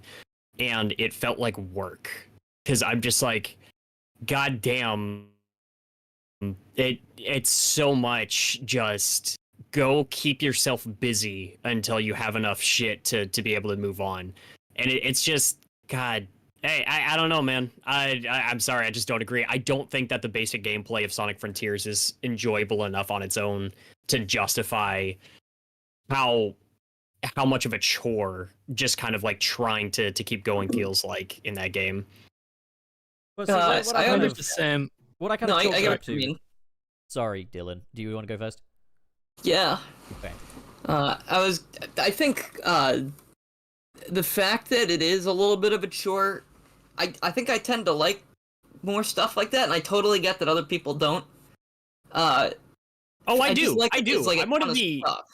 I'm one of the only people that will defend the original PlayStation 2 version of Tartarus from Persona 3. Like, it is nothing but tedium. Oh yeah, I will it's all grind. tedium. Well, I will so, grind. Going it's through just, 100 floors of Tartarus in one night is awesome. Well, Like, something that I feels kind of great. looked at it as is Yeah. like the open zones in Sonic Frontiers are like toy boxes with mini Sonic levels in them, and then there's the puzzle aspect and stuff. And the puzzle aspect I can kind of take or leave, but like the little toy box presentation of the levels is effectively just like any other Sonic game. You play a little level, and then you go to the next bit. You know, like that's kind of what Sonic Frontiers is to me. Is like, okay, I'm now in this big open zone. What little pathway shall I take? Shall I take that little platforming bit up there, or that little rail there? I'll take that one. I'll do that little course. I stayed on the platforms and the rails. I got the little reward. Now I'm gonna go do another one. Now I have enough rewards to go speak to Amy. That's just kind of how I view it. Is like ultimately. I just had an epiphany about this. Sorry, go on. Like, so what you're saying, like, usually this is like not an open world game, but it's open zone, right? So open world games kind of get me. It's difficult for me to play them because there's so much that I get overwhelmed. Like, I'm never gonna see everything. Where do I go? But with this game, like, you move so fast that I'm never like, oh, if I don't go down that path right now, I'll never find it again, because I'm going to find it again, because I'm gonna be running around. There's really always a little fast all thrill over the there as place. well, because the thrill Like, is just in the fundamental gameplay. It's neat to like be running around so fast and finding things, and then coming back upon these things every so often to like, oh, I'll do this now because I ran back over here and it didn't take that much time. I can go do something else. And I've also definitely get the tedium aspect of it though, because I was gonna say earlier, I've been playing this game called Chibi Robo Clean Sweep on the DS, and most of the gameplay involves like literally plugging in a vacuum cleaner and cleaning up dust. But I've been playing it for probably like 15 hours now, because it's just so fun to like see these objectives and find them in this little world, and then just take care of them. I guess that's just the kind of game I like. Maybe that's sort of why I like Pal World a lot too, because it's like, I don't know. There's just mechanics in place that ensure that I know how to continue. There's not going to be any huge curveballs, and I can just be comfortable, enjoy, and then kick ass when it goes to the Titan segments. It just Not in Chibi Robo, but in the other one. It's all stuff that plays my little monkey brain. I'm Yeah. running along. Yeah, it's a monkey brain thing. I'm running along, and I'm like, oh, I'm going really fast. Everything's a roller coaster. This is a fun time. And then I'm gonna beat up a robot. I'm like, look at him go! I pressed some buttons, and he did some cool shit. And then it's like the Titan fight. It's like, this is cool music, and it's a tiny, tiny, tiny, tiny little guy beating up a big boy. I'm just like, yeah. It's like, now just give me that, but give me that with art direction, and you got a 10 out of 10 on your hands, Sega. Well, anyway, we don't need to worry because you can play as Shadow now in Sonic Superstars, and that's Oh, yeah. going to make it sell a bazillion copies, right? If you want an actual testament, though, to just how Forgot about monkey brain I am towards Sonic games, if they had actually given us a proper little classic Shadow, my score for Sonic Superstars would have gone from a 7 to an 8, just on the pure virtue that it's a classic Sonic game where you can play as Shadow. Yeah. What are they so afraid of? Just fucking do it. Like, they have the rabbit skin in there. Like, are they saying the rabbit skin is canon because it's in the game? Just do a classic Shadow. Who cares? Notice how they refer to this as a Shadow costume, because if they called it a Shadow skin, it would just get a lot more macabre. Ah, Yeah. Clarice, why do you think he takes their skins? Yes. Okay, though. The so perfect side to Sonic Superstars. This is a freebie, so I'm gonna go a little easy on it, because I mean, well, how am I supposed to even get a little bit pissed about this? But like, as it is, I said in the past, You're not, Pup. You're not. What? I've seen people who are genuinely angry, and I'm just like, Why? Well, hear me out. Hear me out. I might. You never know. I might start going fuck Sega. Wait, Sonic fans are angry about something? What? I saw a great post today that was just like, can you imagine take all of the hottest takes right now from the game industry, like the yellow paint being in Final Fantasy VII Rebirth, and try explaining that people are upset about that, like actually angry, to a normal fucking person. No, absolutely. It's like the Peter Parker face thing as well. Like, Yeah, it's just so not worth getting that heated about. but okay, so in the previous episode when we talked about this when it was news, I kind of said this could go one of two ways. We could get an actual little classic Shadow skin, and costume just refers to it as a skin kind of thing, or it will be Sonic running around in a Shadow onesie. Literally said that. Literally called it. I think a lot of people did. I'm not, alone in that. But I said then I wouldn't be mad about that, and I'm not mad about it. I think it's a really cute little skin. I think the design is really cute. It's fine. It's fine. I gotta put a butt next to it. I gotta. It sets a sad precedent for me, right? It just sets a very sad precedent in that. Man, I would have happily paid like $5 for an actual classic Shadow skin. And I think the reasoning for just not doing this is ridiculous. It was one of those things where when they announced it, I was like, are they finally going to grow a pair and just let the video game feature be a video game feature without treating Sonic mythology like it's this scribed document? Are they finally gonna do it? And it's one of those things where I wasn't surprised or really even disappointed when I saw that it was a onesie. I was like, yeah, okay, there it is. It means that they haven't grown a pair of balls. And that's a little disappointing. But it is cool. And the thing is, there are people that rationalize it. There are people that say, oh, classic Shadow would look weird. It's like, no, just take the fucking thing we've got right now and color his face in, and then it's, boom, the classic Shadow, and it would look fine. The other thing is I've noticed that there's a lot of Sonic fans lately who it's like, there could be an announcement that Sega have now embargoed blinking, that Sonic cannot blink. And people will be like, well, actually, it doesn't make any sense for Sonic to blink anyway. It's okay. Sega's restriction makes a lot of sense, to be honest. He's the embodiment of the wind. The wind doesn't blink. You know? I just sort of interject here with talking about? With something about Sonic Superstars when it was first announced. And they showed, oh, you can get the deluxe super digital hyper X on ice edition. It's got all these skins. When I saw that, and when I saw all there was all these other promotional things, and some of them were just downright crap. Which was one of them was you had to join an online gambling gaming casino to get a fake currency to win points just to get a comic book skin pack. When I saw all this stuff, I genuinely thought, and still sort of think, this is actually a fun, neat idea. Sonic Superstars would constantly get little updates like this, where you can now play as a skin of this character or a skin of this character. Oh, we're going to add Big the Cat to the game as a skin. And I was like, I'm okay with this. This is fun. This is a neat thing to do, which wouldn't be that expensive, and it would just keep the game. Every now and again, it would pop up on, oh yeah, this game still exists. Maybe you want to buy it now. Look at all this content that's in here. Most of us would see through it, but, it would be something that they could constantly do. So when I see this little Shadow skin thing, I'm like, I'm okay with this. But at the back of my head, I'm thinking, why haven't they given us more? There's that. They could open the floodgates with this. For all those characters that they're too fucking pussy to give classic versions, they could make them onesies in this. They could gradually trickle through, make whatever fucking monetizing strategy. And look, I don't like it, but it makes sense from a business standpoint. Fucking buy packs of these fucking onesies for all the different characters. Get a Shadow skin for Tails, an SPO skin for Knuckles. Get, fucking Charmy the Bee for Tails and stuff like that. I'm not going to do it. I'm not going to buy it, but I'm just... From a business standpoint, sat here scratching my head wondering why they just haven't done a single one. Well, this is the same studio that waited 13 years.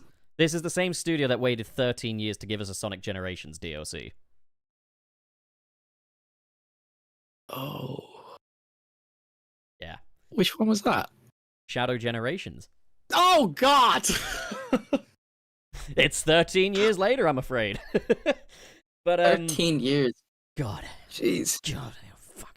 Dude, I was in high school. I was in my first year of high school when Sonic Generations came out. that's fucked up. I still had hope about my future when that game came out. I've seen, the thing is though, I'm sorry, Dave. I've seen people saying it would make more sense to give us modern Shadow. Like, well, fucking do it then.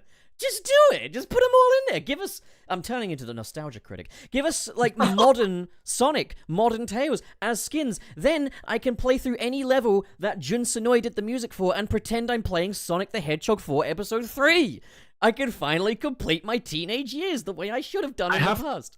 I have to say, I have to say, and if you're listening to this wearing headphones, please turn them down because there's a chance I might do a high pitched screech in a second. I'm holding a cat though. I can't right now. Don't do it. I've seen genuine people on the social medias who they're angry, and the reason why they're angry, and this is not like a joke angry, it's genuinely angry. They either do not like this onesie, or they don't want a classic Shadow because it will ruin the canon.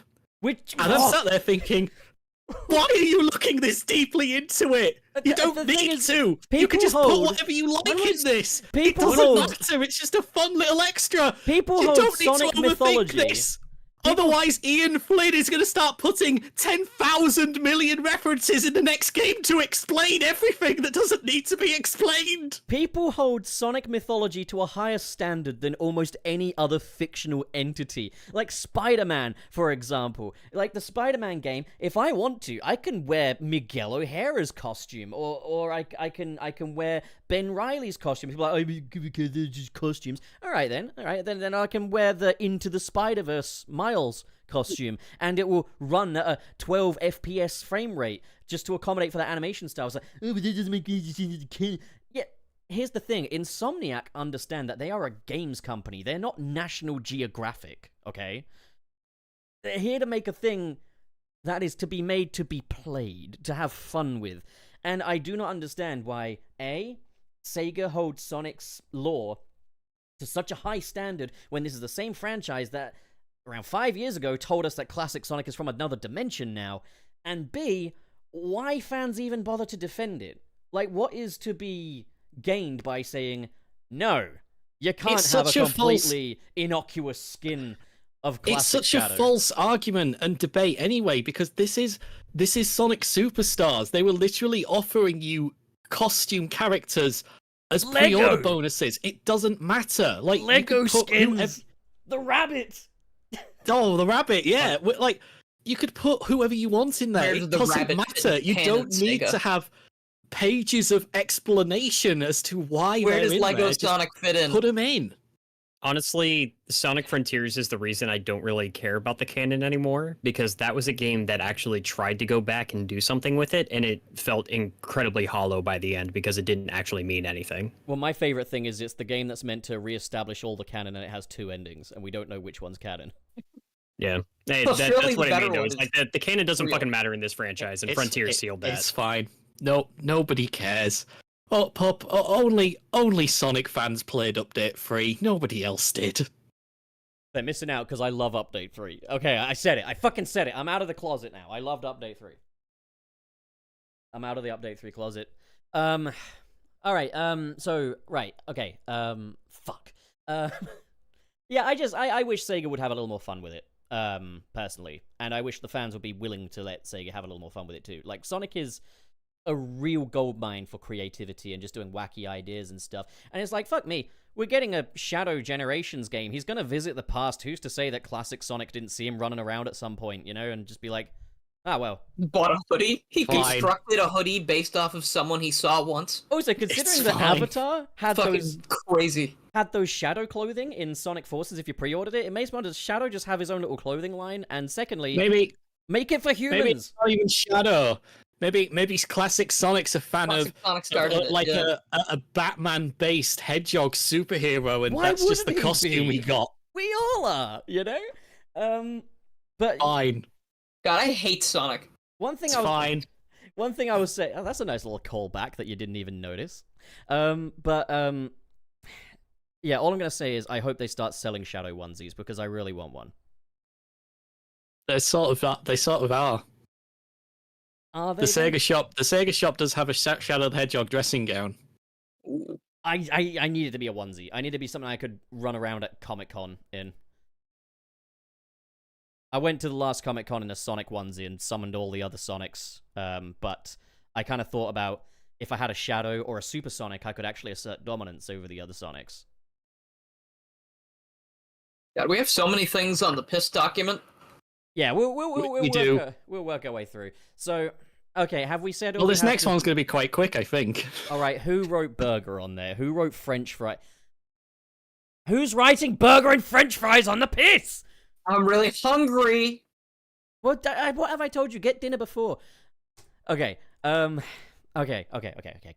So, breaking news: there is a Sonic Loungefly bag. Yes, and it is awesome. It does look quite cool. Should I put a picture of it up on the stream? I think you should. Dude, I had no context for that. It just said Loungefly, and when you started saying that, like it was just normal, everyday, average knowledge, I was like, well, I posted it in the wrong. Dimension? I posted it in the wrong channel completely. It's and fine. Oh, yeah. Oh, I see it. I see it now. Okay. But yeah, it is really cool. Wait, What Dylan, the did you fuck? not know what a Loungefly is? No, dude. It's I don't know bag. anything. It is true. I don't have any bags. You do have a toilet brain. Alright, yeah, so it's a Loungefly March collection thing. Kind of got a little bit of a USA Sonic vibe to him, which I quite like.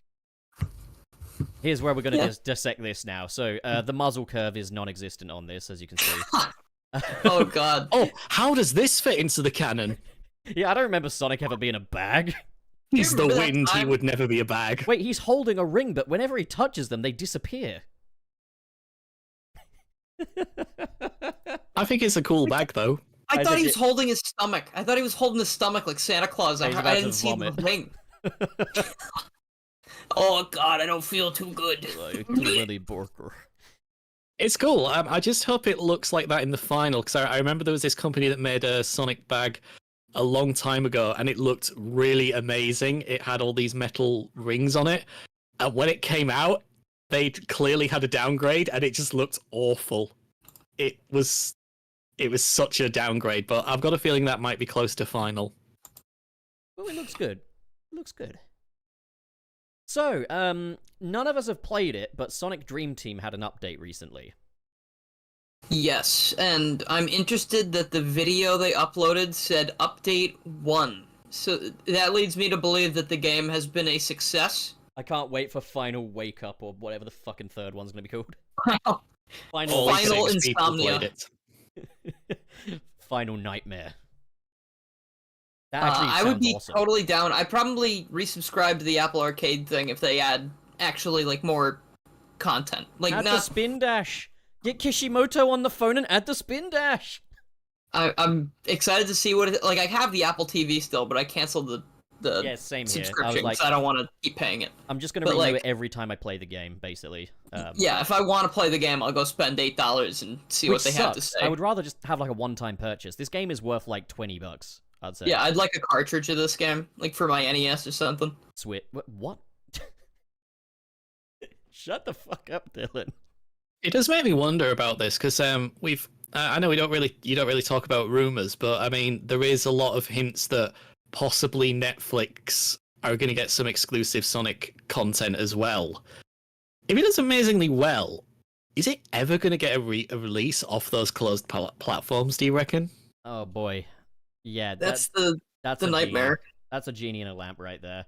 I mean, as it is, like, oh yeah, that's a point. Sonic Mania has come to Netflix as well. Oh, What? that looks fabulous. Apparently, it's Yeah, a It's good on mess. Netflix? It Wait, is I think awful. I don't think it's come to some regions just yet. It's like not it's in not my here in the region. States. Yeah, I tried downloading. Yeah, I just remembered that like you can actually download games to your phone through the Netflix app.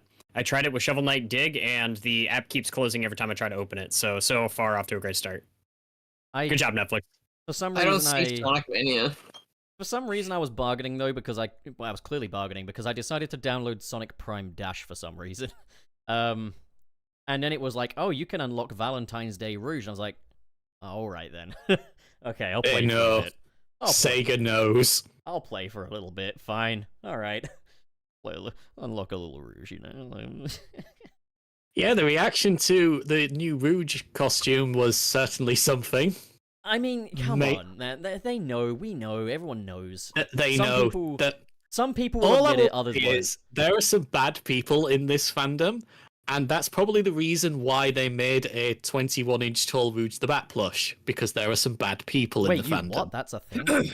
That is a real thing. Where can I find Yeah. one? Why? Look, Don't man, answer that. Look, man, I know there's a Don't lot of... answer that. He doesn't I know believe that there's it's a lot real. of He Sonic wants to fans that confirm like it's to- real. I know there's a lot of Sonic fans like to beat around the bush, like to joke around. I would wreck that bat. Oh With my god. Complete sincerity, I would just completely destroy her. Can someone just sort of change my avatar so I've fallen off the desk at that comment? Oh yeah, sure thing. Hang on. It doesn't work now. You've told me to do it, but like, okay. Damn, I can't check Mania on my phone because Netflix did that stupid, like, you're not in the same household as the subscriber thing. That's So so now weird, I though, just don't 'cause have Netflix anymore. I share Netflix with my sister, and she lives overseas. Well, I've that's said it. just It's on lucky the they air. haven't The found you yet. Netflix ninjas are gonna come get you. Yeah, that was stupid, dude. Well, I ain't gonna We've tell who- actually all been Netflix agents this whole time, trying to get you to admit that. Even the priest. Yeah, even Opens the the priest. Bible, He it's got opens a the TV book. And he's got remote like in a Netflix DVD. I need to mail this back so I can get another DVD in the mail.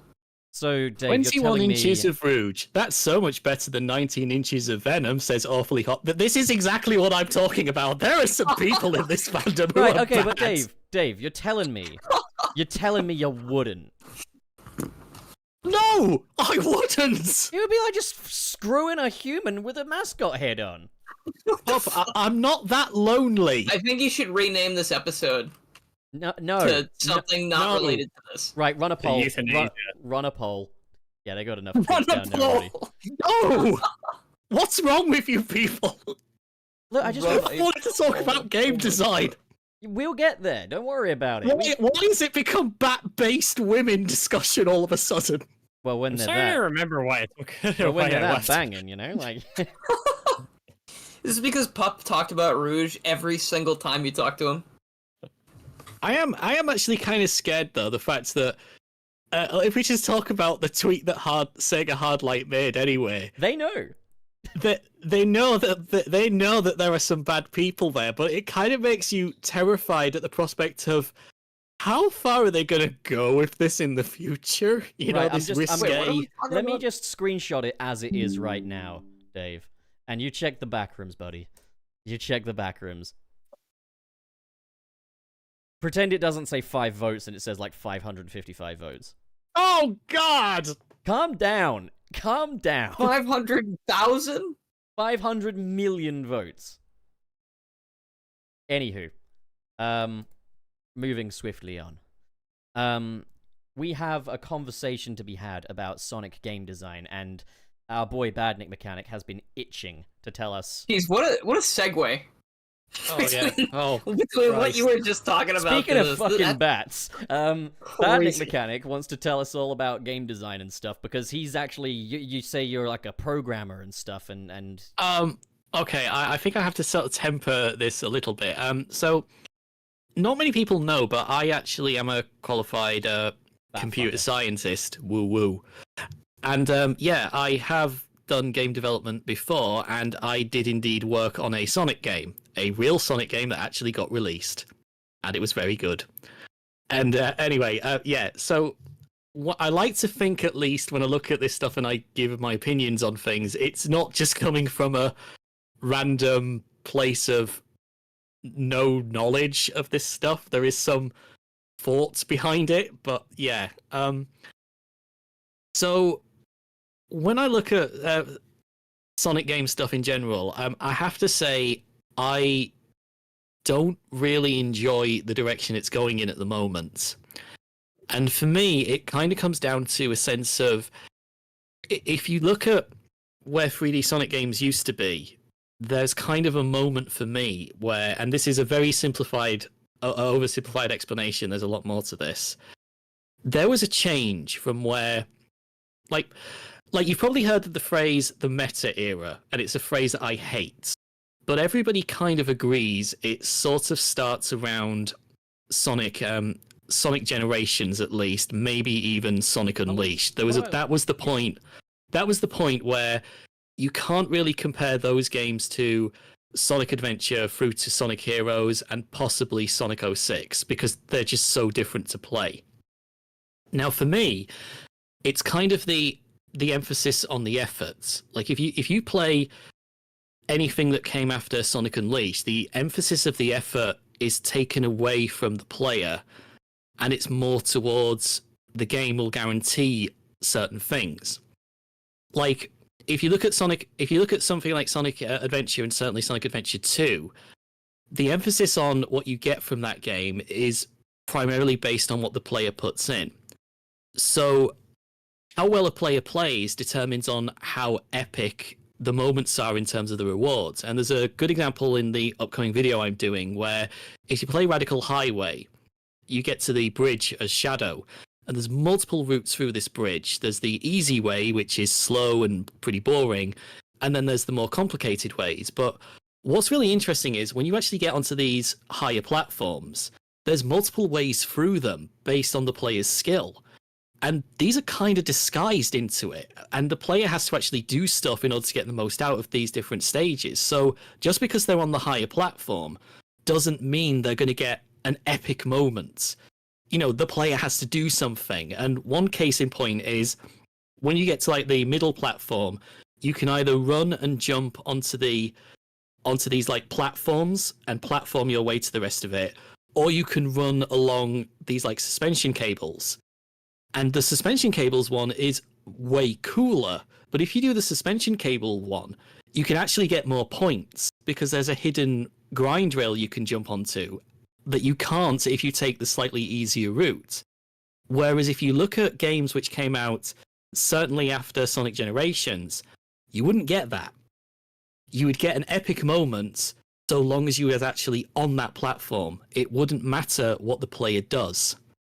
And for me, that feels like something has been lost, because when you play these games where you have to constantly do stuff and make decisions, you're making all these different calculations. Like, I think the actual example that I bring up in my video is you're making these kinematic equations where you have to consider your character's speed, the angle in which they're jumping, and then you have to make all these micro adjustments, which you don't even realize you're doing, but you're doing it constantly. It's like if I was to ask you, what's 1 + 1, you instantly know the answer's 2.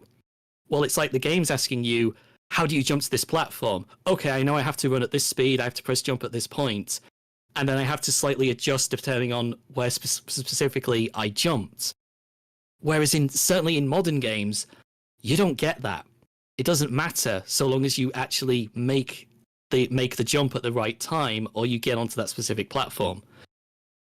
And I realized I talked for a long time there. No, that was good. No, if you've got like a long thing to say, by all means.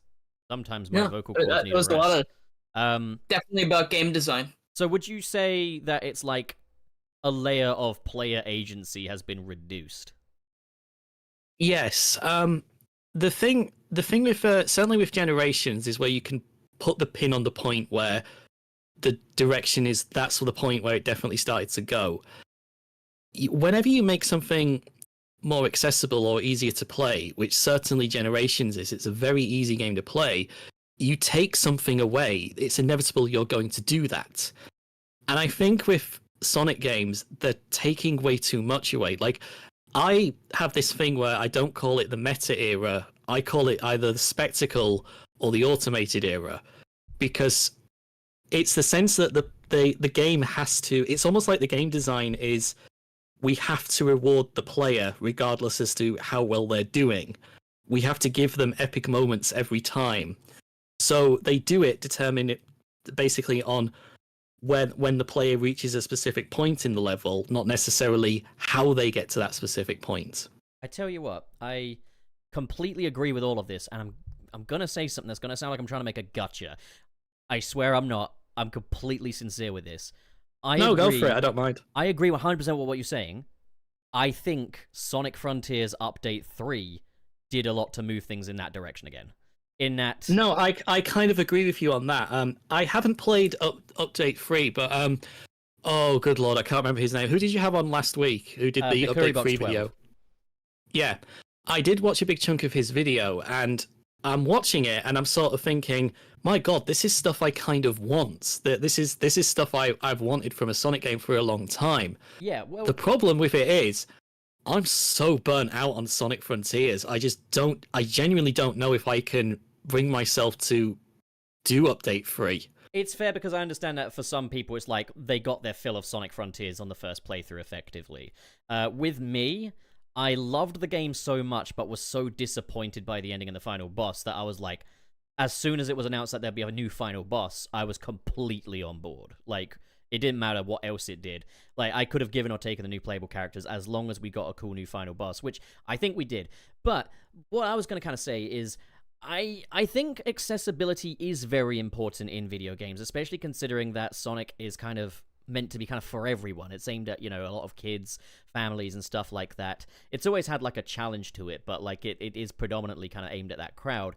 I think something that a lot of Sonic games kind of missed the trick with was things like easy, medium, and hard mode and stuff like that. Like, Sonic Forces has a fucking medium and hard mode. Medium being for people who've never played a Sonic game before, which is fucking insulting. Like, It's stuff like that I think is arbitrary. It's if you look at I'm going to probably reference Sonic Adventure 2 a lot just because it's pretty much the Sonic game I've played for the year because of the video I'm doing.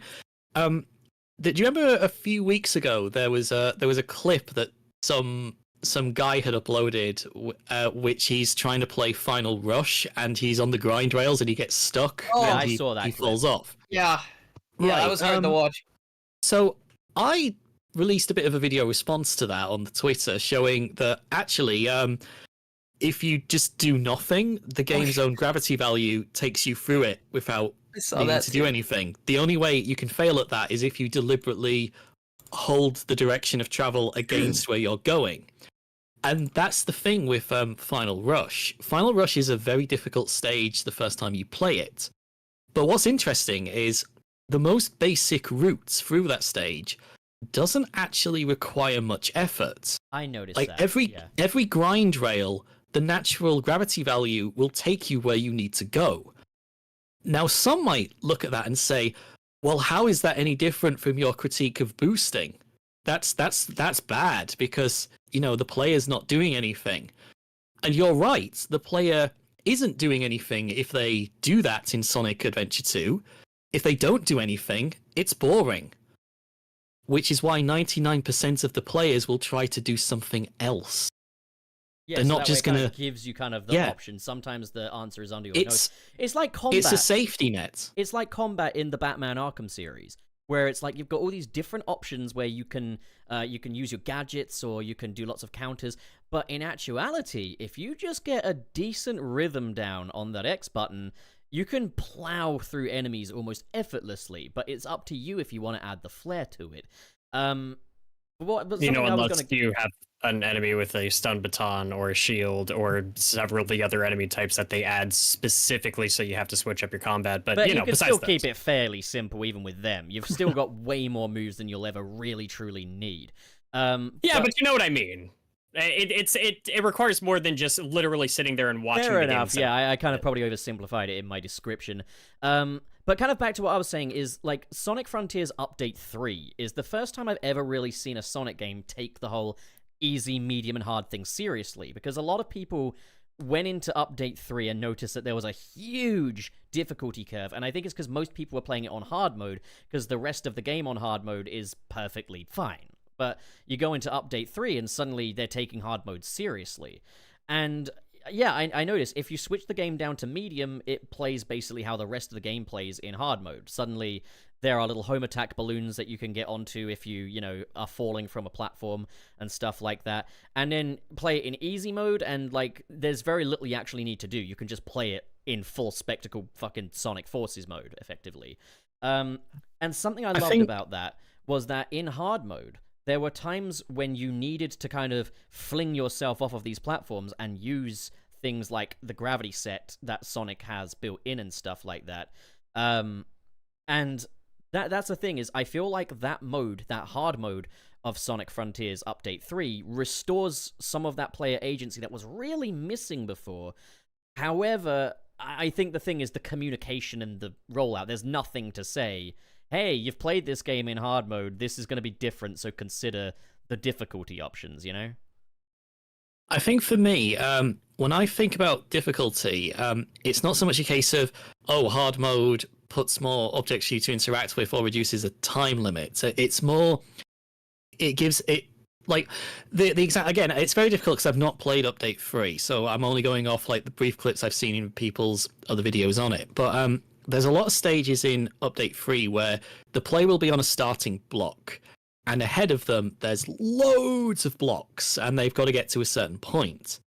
Now, that kind of design means that a player has multiple ways to get to that point. They're not necessarily following a set route, and that's good. I should love that, because you can use all the tools that the game's giving you to get to that point however you want to do it. Now, obviously, the game's going to be like, well, if we put a really challenging time limit on here, there's obviously a specific way you need to go to get there. But the game is basically saying, you've got to get to this point. Here's some objects for you to interact with. It's up to you how you get there. That's fine. But for me, with a lot of boosting, and certainly why I call it the spectacle era, is there's so many levels in Sonic in these boost games where the most complex decision a player has to make is, during this boost section, when do I press jump?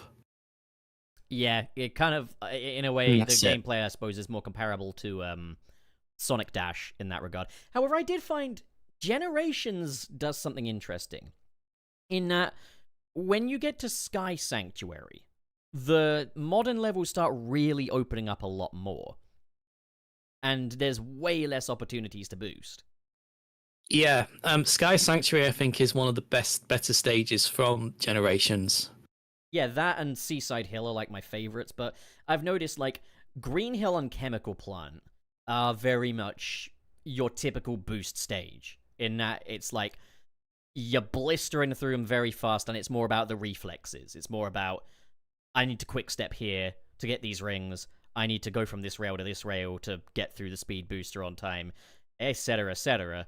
Whereas I feel like levels like Sky Sanctuary, City Escape, Seaside Hill, Crisis City, and stuff like that, they're much more akin to Sonic Adventure 1's style of level design. Not quite as open-ended as Sonic Adventure 1's, or as, I don't know what the right word for it is, but they're more in that region. They're much more open. They are less like hallway, you know? Well, I think I should probably to sort of address this, because it's just come to me. I suspect there's a few people in the chat thinking, so what? Why does this matter? Or like, for me at least, it's a case of, for me personally, I think that good video games are ones in which you have to think, and it's not necessarily a case of... Now, the first time I actually said this to someone, they retorted with, well, I've never had to think about anything when playing a Sonic game. And all I could think of when I heard that was, how do you know if you need to do a double jump or not to make it to a platform? You're not literally sat there with a pad and paper writing out all these kinematic equations and calculations to figure out if you need to use a double jump or rev up a spin dash to make it to a certain platform. It's You stuff guys that don't you do look that? at instantly, and You trust know in the gameplay, don't you? It Yeah. kind of becomes second nature. And that actually reminds me of something, right? Is the loop-de-loops in Sonic Frontiers. This bothers me a lot. Like, this really fucking bothers me a huge amount. So, with a loop-de-loop in a Sonic game, I've played enough Sonic games to not even think about it. I just know what speed I need to go to get through a loop-de-loop, and I'll go through it. Now, a thing is, in a lot of modern Sonic games as of late, the loop is a purely automated event. There'll be a speed booster before it, and I think that in itself is fucking lame.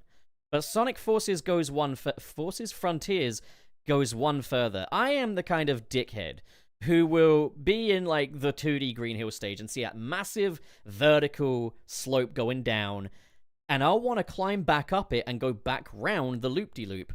But what I do to test the physics is I walk. I walk around it. And you can do that. Like with the grind rails in Sonic Forces, there's a minimum sort of speed that will take you around. You can walk around every loop-de-loop in Sonic Frontiers. Every vertical incline can be walked up at just the walking pace. There's even that little post-Spin Dash update. I don't know if you played the Spin Dash update, Dave, but... I've not. I've literally not played any of the updates. So there's a roll move where basically whatever kind of speed that... If you're on a hill and you just hold down the left trigger, it will just roll down it at quite a trundly sort of speed, but it will be influenced by the slope. Momentum. And you can still go around a loop-de-loop or directly up a vertical incline just by doing a slow roll. And that sucks to me, because while I don't think about the speed that I have going around a loop-de-loop, it means the whole thing is completely fucking meaningless. It is purely just there, you know? It takes away a bit of player agency, and it doesn't matter that nobody fucking does that. Nobody's gonna walk around a loop-de-loop. This shouldn't be a matter of hiding problems. It should be a matter of the problem isn't fucking there in the first place. I mean, for me, there's stuff like there's certain things with automation that you are gonna have to put in just because it's the ultimate safety net. Because if people keep failing a certain point, they're probably not gonna like the game and say it's awful. So you are going to need some degree of automation in your 3D high-speed game. But for me at least, and this is certainly the case with Forces, and it's definitely the case in certainly the base game for Frontiers, it takes so much away from what the player has to do in terms of thinking about solving a problem. And I know this terminology sounds weird because, again, it's the whole you're solving problems, but you're doing it instantly and on a subconscious level that you're not actually thinking about doing it. You're just doing it, but the only reason you know how to do it is because the game's taught you all this stuff. Like, when you first play Sonic Frontiers, you start off in that little valley area, and you're learning basic stuff like movement speed, acceleration rate, jump height, etc. Yeah. And once you've got all that information, you know what you need to do to make it to basically platform and do basic stuff. Now, the problem is, I'll give you an example of, I think, where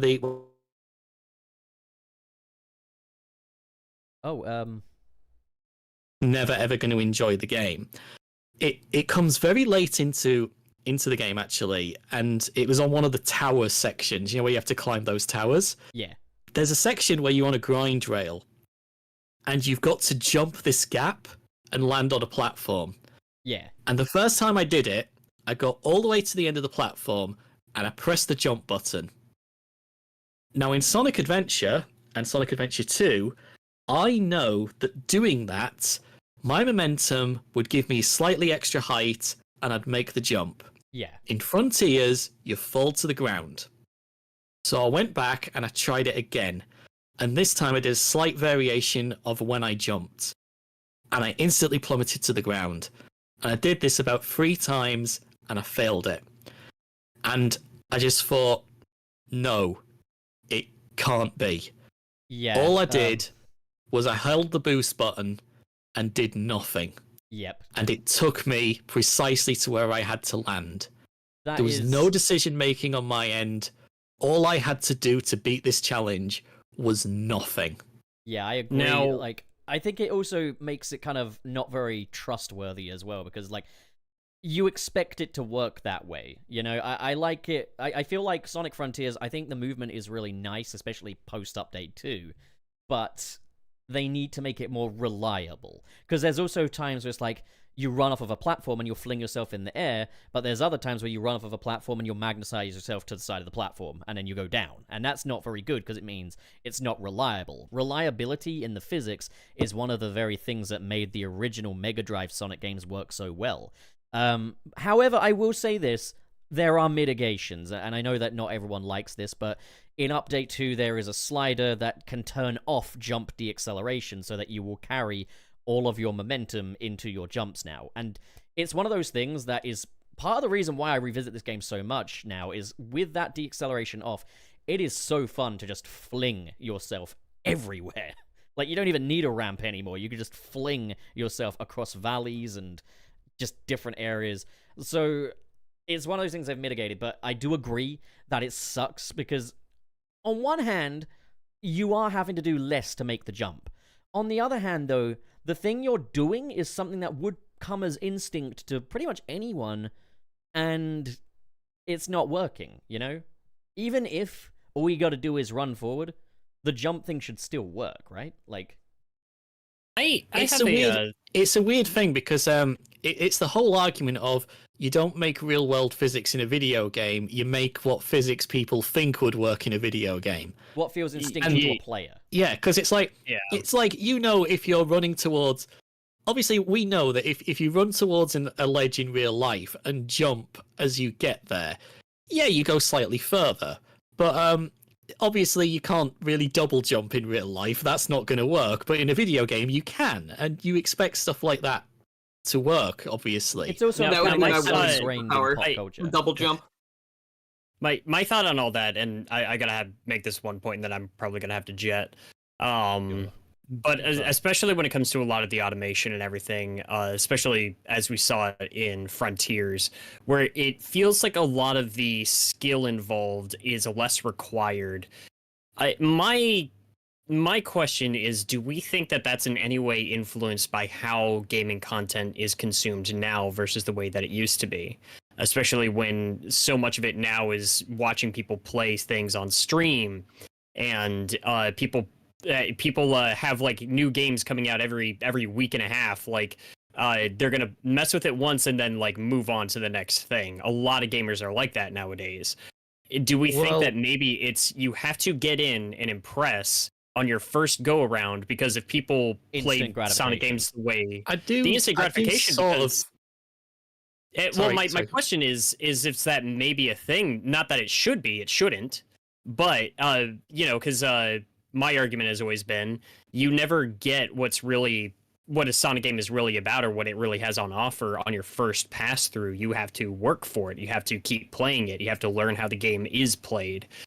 Versus like nowadays, that's kind of circumvented because it's just like, they got to keep things moving and you got to make your first impression like right from the get-go. Something I wanted to bring up was that I think you're absolutely right in that, but also like another example of this is and I know it's cliche of me to say this, but Spider-Man PS4 is a game I really do love, but I didn't love it as much as Spider-Man 2 2004 back on the PlayStation 2 because the web swinging is instant gratification, and that's all there is to it. They took away the skill, they took away the extra nuances, the bits where I could take control of Spider-Man, in favor of a much more automated system. Fortunately, Spider-Man 2 has mitigated that by adding my favorite thing in the world, gameplay sliders. But they have improved it by having those options available.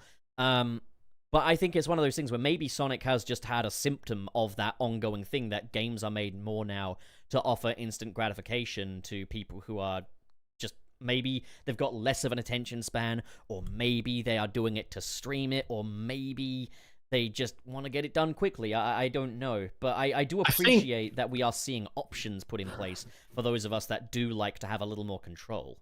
I think for me, the answer to that is it's a little bit complicated because if you go back to when the boost first started coming into the 3D games, it was mainly after Sonic 06, and this is something that I talk about in my SA2 video as to why have we not had a Sonic Adventure 3. If you remember how bad Sonic 06 was, it was bad. It nearly destroyed the franchise, but you had this little game called Sonic Rush that everybody liked, and there's this boosting mechanic in here, that's kind of fun. So they put that in the 3D games, and people were like, this is okay, this is fun, this is enjoyable. So they took it back to this section which was very easy to just pick up and play, and it was quite a safe gameplay experience. And they've just kept going with that. It's so safe and easy, but it's not fun to replay over and over again because there's none of this subtle, nuanced stuff that can affect you. Like there's this clip that I've got of me playing Sonic Adventure, and I use this clip a lot. I want to say it's in the stage Final Egg. There's a section where you run on these conveyor belts that run in the opposite direction, and there's these like rotating blades that are coming at you from the ceiling.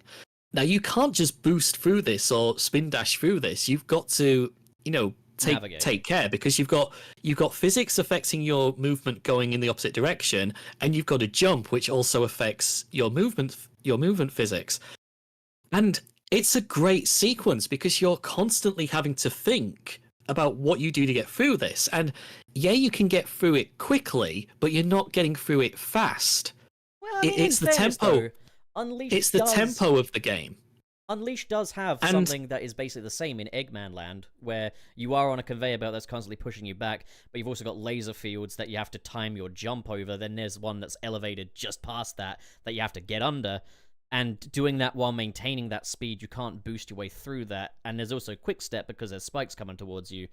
I will say this, like, in those levels there, I think Unleashed, especially with Eggman Land, found a very good way to turn boosting into a challenge. And I think that's more the problem than the boost. Because if I'm being completely transparent, the boost gameplay is actually the thing that got me into Sonic properly. Like, I did grow up with the Genesis games, but after like Sonic 2, I kind of forgot Sonic existed until Unleashed came out and it was in a sale, so I just picked it up there.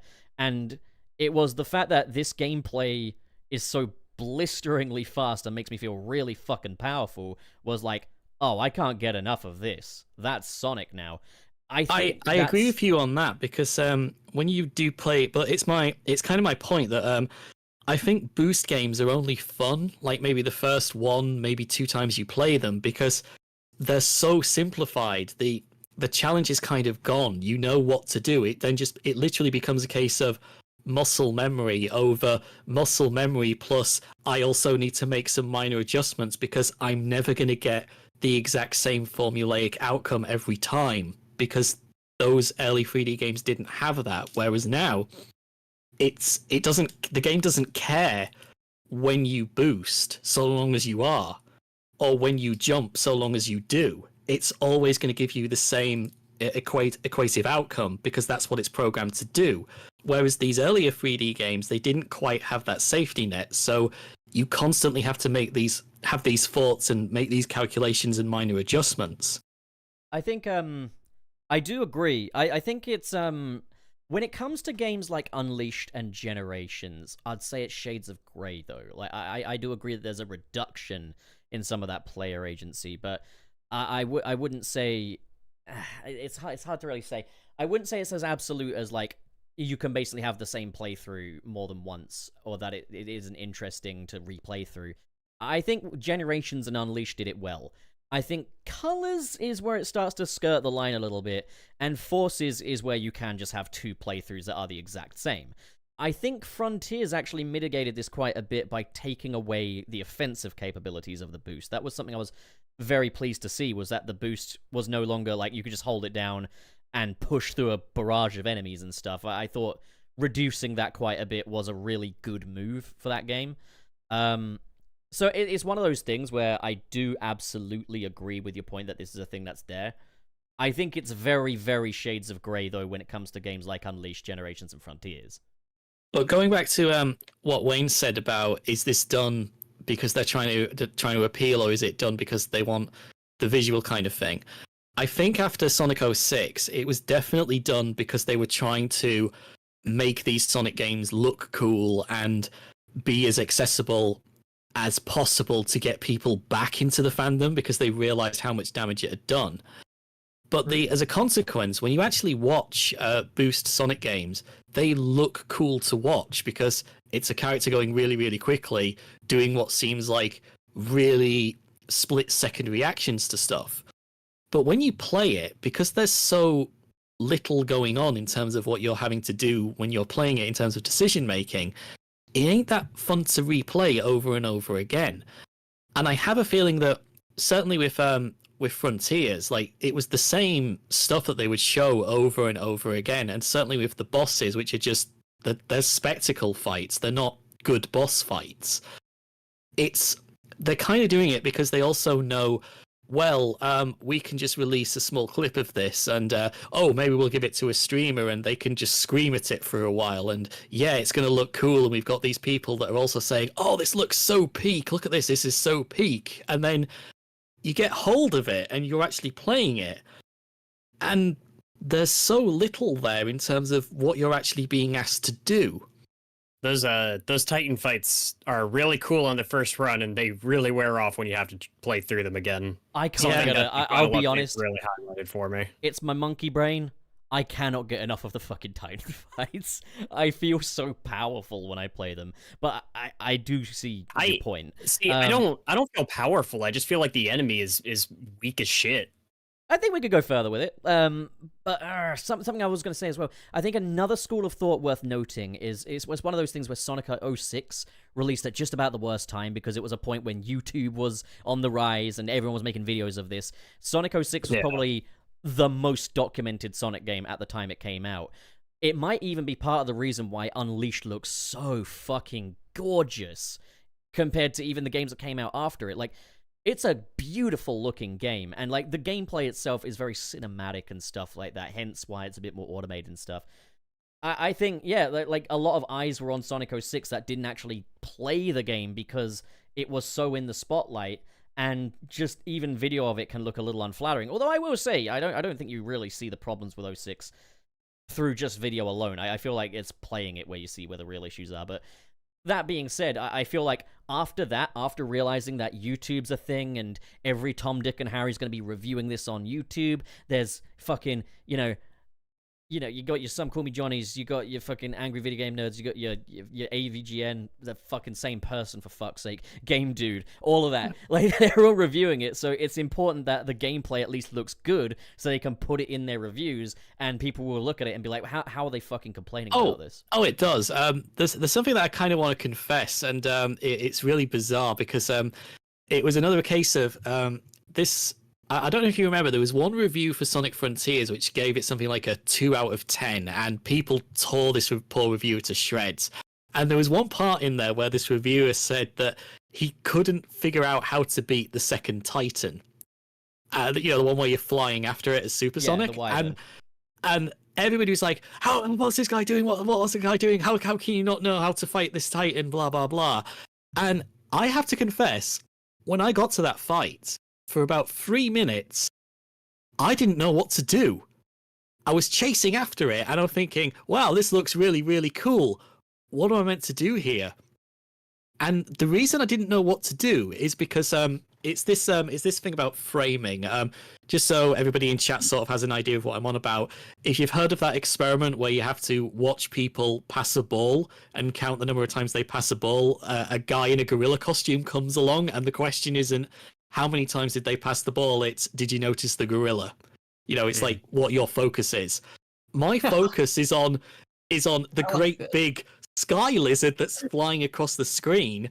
I didn't see the little piece of text pop up that said, "Oh, you have to parry this." Did it even have text that said that? Because I was about to. It's honestly, it wouldn't even be that much of a problem if the game was good at conveying its mechanics. You watch like streams and compilations of things of people fighting, like especially that first Titan, and the first thing that always trips people up is they have no idea how to parry because the game is bad at teaching that mechanic. Yeah, well, it's when I ask people about this, like properly, like when I get them to sort of open up about, look, really, what did you have problems with? A lot of them will say, marriage. I wasn't sure how to defeat the second Titan because it just doesn't really explain what you're supposed to do. Because the initial feeling of that fight is you have to chase it down and then maybe it will turn and fight you, which is what happens with the first Titan and virtually every other mini boss that you fight. It sort of does an attack and then or is impervious to harm first, and then you can attack it. Well, to be fair, one? when you catch up to the Wyvern, the first thing it does is take a slash at you. It does. It has that but very the thing is, brief, it's going to take you a very long time to even get there. What I would say, though, is I don't mind the game not spelling it out to me. If I'm just flying along and I'm noticing I'm getting hit by missiles and getting pushed back, eventually my brain's going to say, okay, parry that then at the very least. And Right, then yeah, that right, brings but you up to the- speed.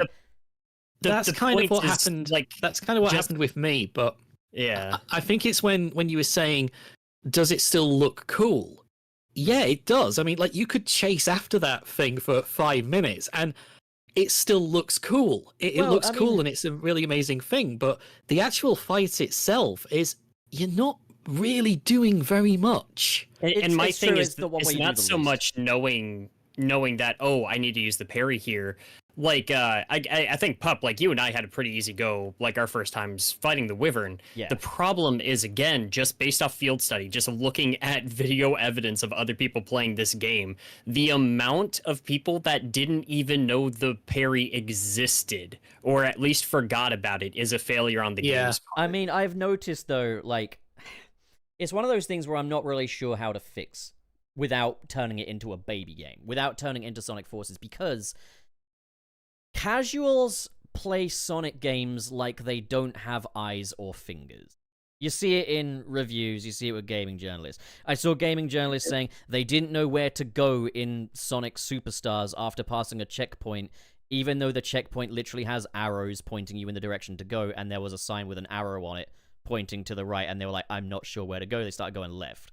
And I think, yes, you can put some of that responsibility on Sega's telegraphing, but my question is, what the fuck do you do at that point when the game is telling you go right and you don't know to go right? So There's, the point is not even within the fight itself. It's prepping the player beforehand in previous gameplay before they even reach the Titan to hammer it in that the parry as a mechanic even exists. Would you say it's that they haven't done enough of that, though? Because the game does tell Yeah. you to parry, like, right at the start, and then... Yeah, there's right the at the Titan think the start, fight. and then problem- does not right at the start, Yeah. and does not force you to reincorporate it throughout the rest of the But then exhausting gameplay. You gotta Well, then use it on there's- some of those little characters, Yeah, like then that, there's that Giganto, umbrella-looking there's- guy. There's Right? ninjas everywhere, there's loads of things that require you to use that parry around the map. Yeah, but you're also not required think to the- run into them. I think the problem though is that Frontiers' combat has so much about it which could be incredible, but there's so much as well which is just terrible. Like the second island, for example, there's that enemy where you run past it, the camera automatically locks onto it, and you're stuck looking at it for a couple of seconds until it finishes doing its initial setup animation. And every single time I just think, I just want to avoid this enemy. And I think that's kind of an issue. A lot of players will just want to avoid the normal enemy encounters in this game because they're just annoying. The thing I would ask, though, and- is it the game's fault that the player isn't engaging with the thing that the game is presenting them with? Yes. Yeah. Because again, there's too many avenues for them to be able to not. Should they maybe lock them into some of these fights and force them through it? I think, Yes, I at think the very that's the thing least- is that Okay, fair enough. part Yeah. of good game. Yeah. Like, because at that was the the thing. very That was... least, they should have had a thing on, what's the second one called? Ares Island? Ares Island, yeah. I think maybe they should have something had that something on requires- Ares Island. Like, Yeah, you maybe know, like some- the middle point where Wyvern shows up and starts trying to kill you?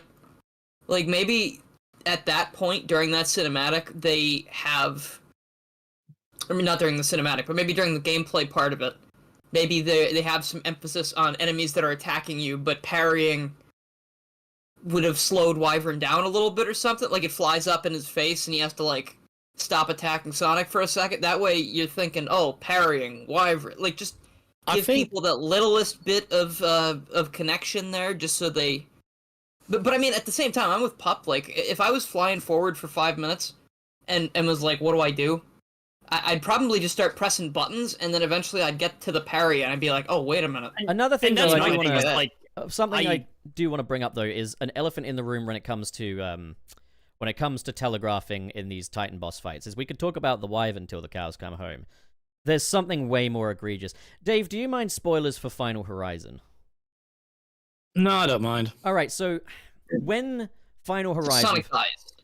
Yes. When Final Horizon first dropped, you've got the end fight, the new final boss. And I'm going to say this right now, if you want my opinions on it, I think it's the coolest fucking thing ever made. But there is a fatal flaw, and it's that it is not. This is one instance where it really, really fucking isn't clear how you actually fight this thing.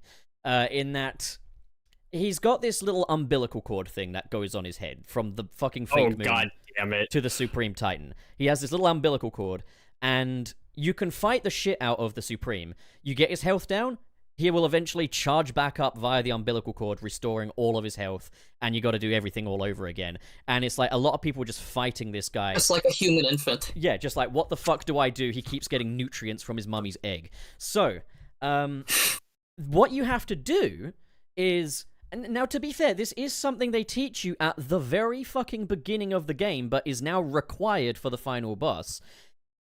So there's that bit where the ninja puts up its shield and you have to tap the right bumper and Sonic will move around to the other side.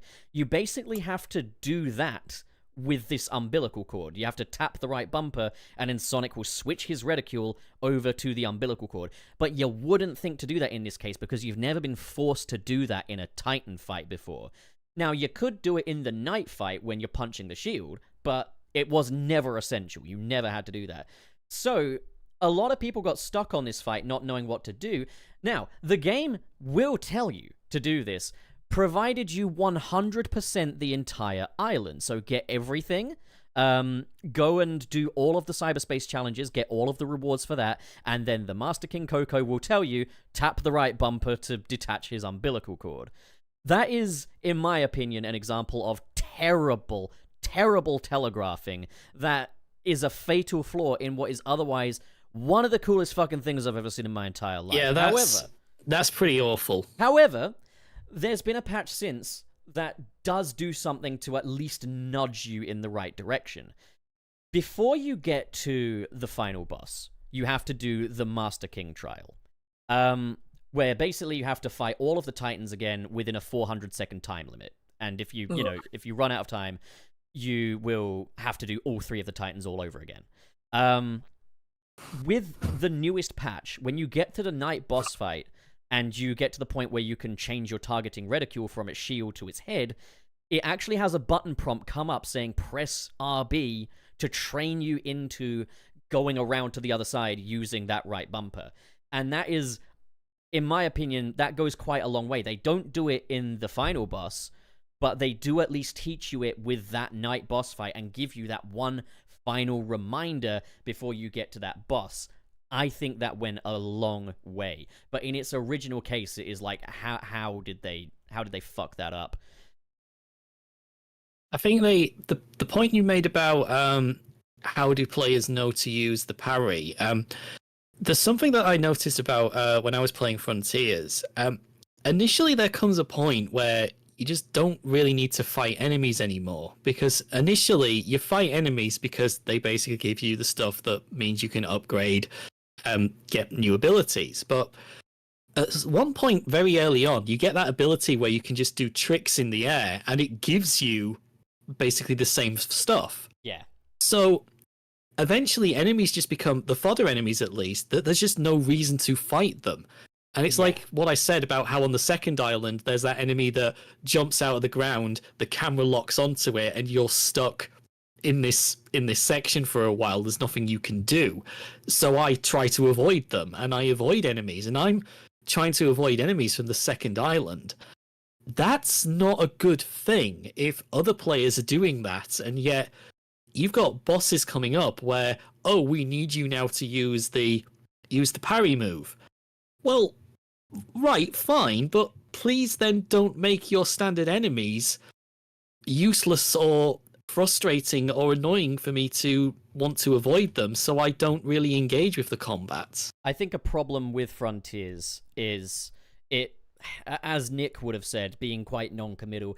It's trying to be the anything Sonic game in that, like, you can play it as a game where you've got a hub world and then you've got cyberspace stages within that and you just engage with that. You don't necessarily have to engage with all the enemies. You can even just do the cat fishing minigame. The problem is nothing's going to prepare you for when you do encounter a actual plot-sensitive event like a Titan fight, for example. I guess I agree in the sense that maybe they should have forced us into more combat gauntlets from time to time.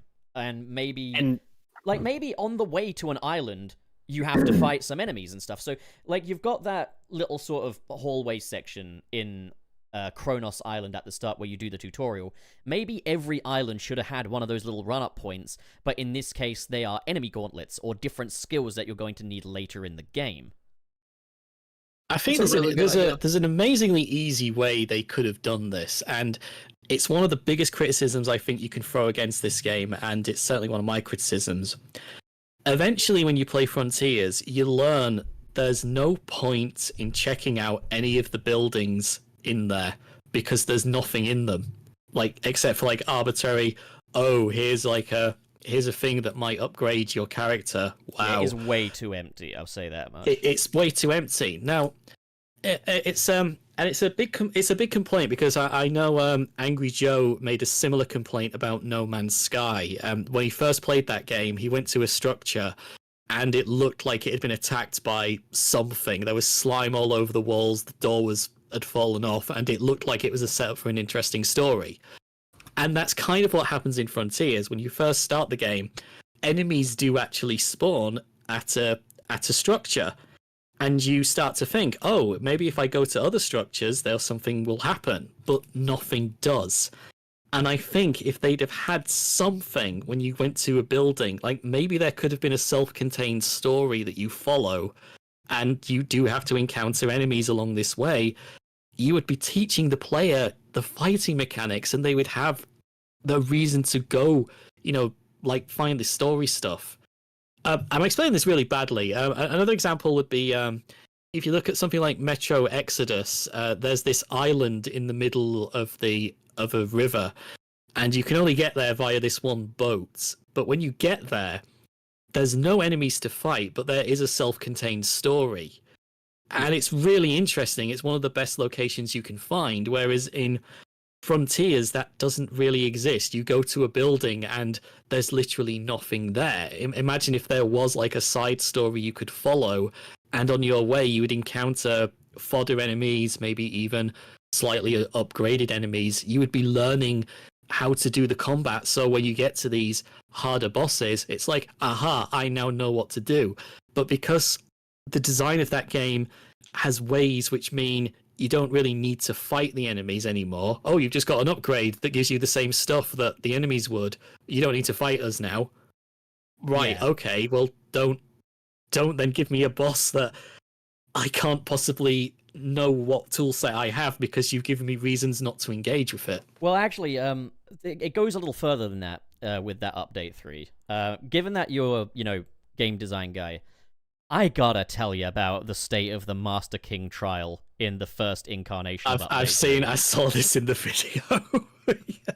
Or the fact that they give you a 3-second parry with boss fights that have wind-up animations but no final tell.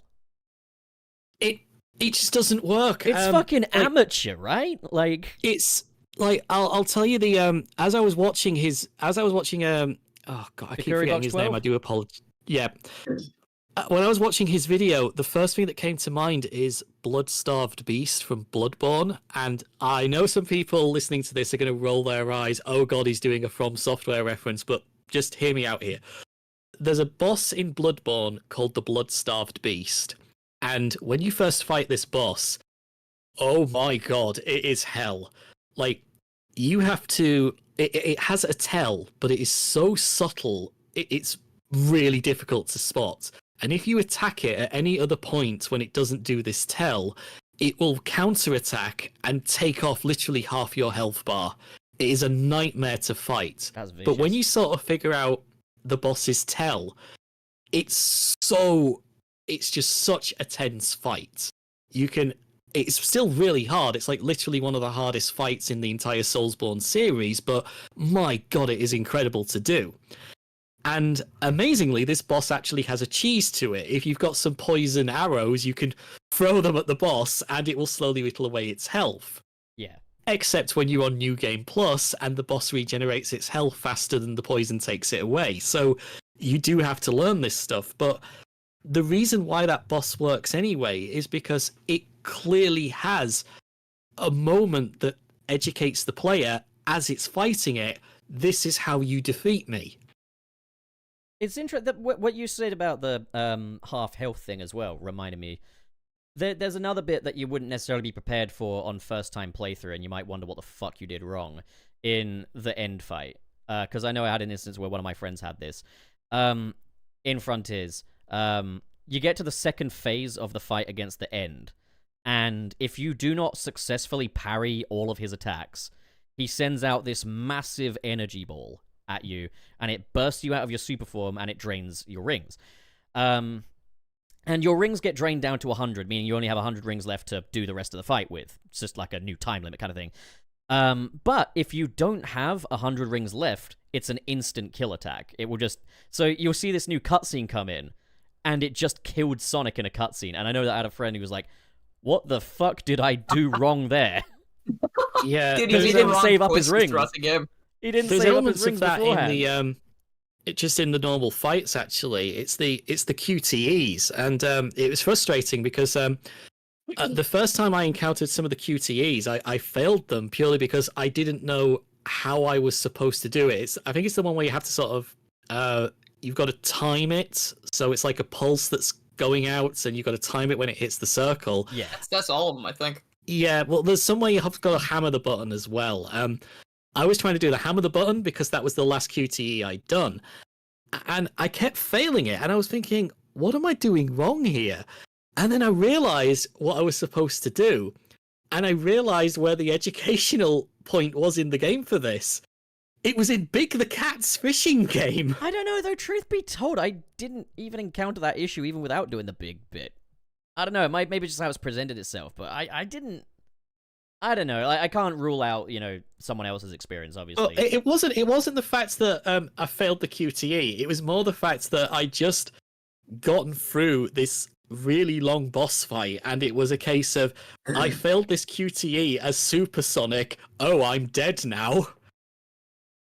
Shit. Game? You've literally just told me that Supersonic is impervious to to damage. What's going on? Wait, does it say anything about the rings at the very beginning? What, of the end fight, or? Oh, okay, no, sorry, you were Oh, saying... no, the white ring and the red ring, basically. Sorry, I was thinking the wrong thing. I don't know, Never I mind. thought that was a perfectly common QTE thing. If you want an example of horrible QTE telegraphing, fucking Spider-Man 3 the game. Like, you get done fighting a boss and you're mashing the X button to fight it, and then suddenly, without a second's notice, a new button prompt arrives on screen, but I just finished mashing the X button and I missed the A there, and now I'm dead. And I have to fight the whole fucking 45-minute lizard boss again. Not lizard. Oh, Freedom. no. No, dude. They didn't make the lizard 45 minutes, did No, they? no, it's worse. It's fucking worse than that. Okay, I gotta tell you about Lizard Part 4. The worst Okay. the worst fucking experience I have ever had with a video game in my entire fucking life. Oh my gosh. I can see this is probably still going to be going on for a while. I'm gonna have to go ahead and dip, but it was cool. Wayne, popping dude, in it's for a been little so bit. good having you here again. Yeah, man. it's great I've to have missed you, dude. All right, buddy. Well, hey, hope you guys enjoy the rest of the podcast. I gotta go get some stuff done. Y'all have a great rest of your evening. Take it easy, Have pal. a good one. Bye. Take bye. care. I have to tell you guys about Lizard Part 4, man. I have Okay. to. I need this. This is therapy for me.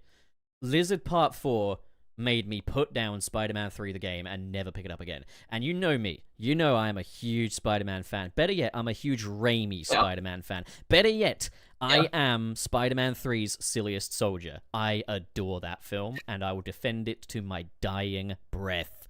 But Spider-Man 3, the game, has a mission in it that makes me want to hate everything to do with Spider-Man, and that is Lizard Part fucking 4. So, for one, you got a mission before that, you got to make your way through the sewers, and then you encounter Kraven the Hunter. The battle against Kraven the Hunter took me 45 minutes because his fucking hit points are just stacked really fucking high. Not to mention that Spider-Man, even with his black suit, is a fucking pushover in this game, and the dodge system in Spider-Man 3 the game. Don't get me fucking started. But the thing is, that is the halfway point of the mission, that Kraven fight. That Kraven fight, halfway point of the mission. There's a second half. You then go through some more tunnels, and then you get to a fight against the Giga Lizard, which is also really tough. But by the time you get to the first Kraven boss, the game gives up on checkpoints. So if you die in the Giga Lizard fight, you are all the way back to the start of the Craven fight. Okay, well, there's that. That's already a big fucking issue. A huge fucking issue. Alright? Shit. But I've also told you about these QTEs, which are telegraphed with almost zero warning. Alright, that's also a problem. Then, when this boss fight is done, I've got virtually no health. No health. And you fall through a trapdoor into a pit full of fucking killer lizards. So what happened was, I beat the Craven boss, fell through the trapdoor, and got immediately eaten alive by lizards, and then it put me right back at the start of the Craven fight, which just took me 45 minutes. At that point, I quit the game, and I never picked it up ever again. Yeah, I wouldn't have gone back after that either. That's that's ridiculous. You got eaten by lizards? I don't know how it got onto this. I think we're just talking about, like, bad telegraphing and stuff, but, like, my god, I hate Lizard Part 4. God, I hate lizards. I love lizards, but I hate that. That's not shit. true. I love the worst lizards. thing I've Lizards ever are seen. great. Almost got one as a pet once. They're cool, aren't they? I went to the store and everything, but then I was like, I'm not ready for this. Dave, you awake? I'm here. I'm just listening to your anecdote about being eaten by lizards. I want you to play it. I want to hear your thoughts. I want you to play it. I want you to be eaten by lizards. I want you to experience. I want you to experience this with me. In like a good way. I did get eaten by weird beetle things during Singularity. That was a horrible piece of design. Was it without warning and checkpoint? It's sort of. Singularity is it's a surprisingly good game. I really enjoyed it, and but there's this moment where you sort of dropped into this pit area, and all of a sudden it starts filling up with these like beetle tick things, and they're swarming you, and your instant reaction is, oh, I was just given a machine gun and a shotgun. Obviously, I have to sort of stand my ground and survive. And you start shooting them, and they're dying, but they're not despawning. They keep coming, and you start to think, what do I do? Oh, they're attacking me. Oh god, I'm going to start running around the arena. And then it's like, wait, there's no ammo here. Oh my god. Oh, I'm dead now. All right, respawn, try it again. Oh god, I'm dead again. Oh, I'm dead again. I'm dead again. Wait, how am I supposed to do this? You have to run through the direction that the ticks are coming from, so you deliberately take damage, and then run through one of the tunnels that they're spawning from, and then keep running until there's an explosion which blocks the tunnel behind you. Jesus. But it's a really good game. Singularity is a very, very good game. It just has that one moment Aside of from the worst what thing has I've happened. ever heard. This is a pretty good game. All right, I'm gonna give you the pitch of it now. That's me with Frontiers, though, isn't it? Right, Singularity. I'll just tell you I'll tell you the pitch of it. Stop me when it sounds a bit kind of boring. Singularity. You play as an American Special Forces agent who has to travel to this former Russian military base where there's been some strange energy readings. Whilst you're there, you get access to a device that can manipulate time. And as you go around the stages, you can use this device to rebuild or destroy certain aspects of the environment to be newer or older. An example, there's a wall, you can use your device to destroy the wall so it might collapse a ledge where an enemy's standing on. And then the scary thing is, you can also use this device on enemies to turn them old. I mean, that sounds awesome. It's really good. It is such a good game, and it's got an amazing time travel twist mechanic to it as well. And good God, I wish it got a sequel. It's such an awesome game. Play Singularity. I think it's on PC, so you can get it still. So You have the old gun. It turns people old. Did you still want to talk about some of the Sonic discourse, Dave? I think we briefly should talk about the Shadow Generations plot. I noticed you wanted to talk about that. Yeah, it's something that. So this is something about Shadow that I've sort of noticed. I think Shadow has a really cool character arc that never was. Like when you look at Sonic Adventure 2, I'm not going to go too detailed into this because it's my kind of big thing in my video that I think is quite interesting. But Shadow in that game isn't really Shadow. You're playing as Gerald Robotnik. You're doing what Gerald Robotnik wants. And we all know how Shadow eventually gets to the end of that game, changes his mind, and follows Maria's wish and saves the world.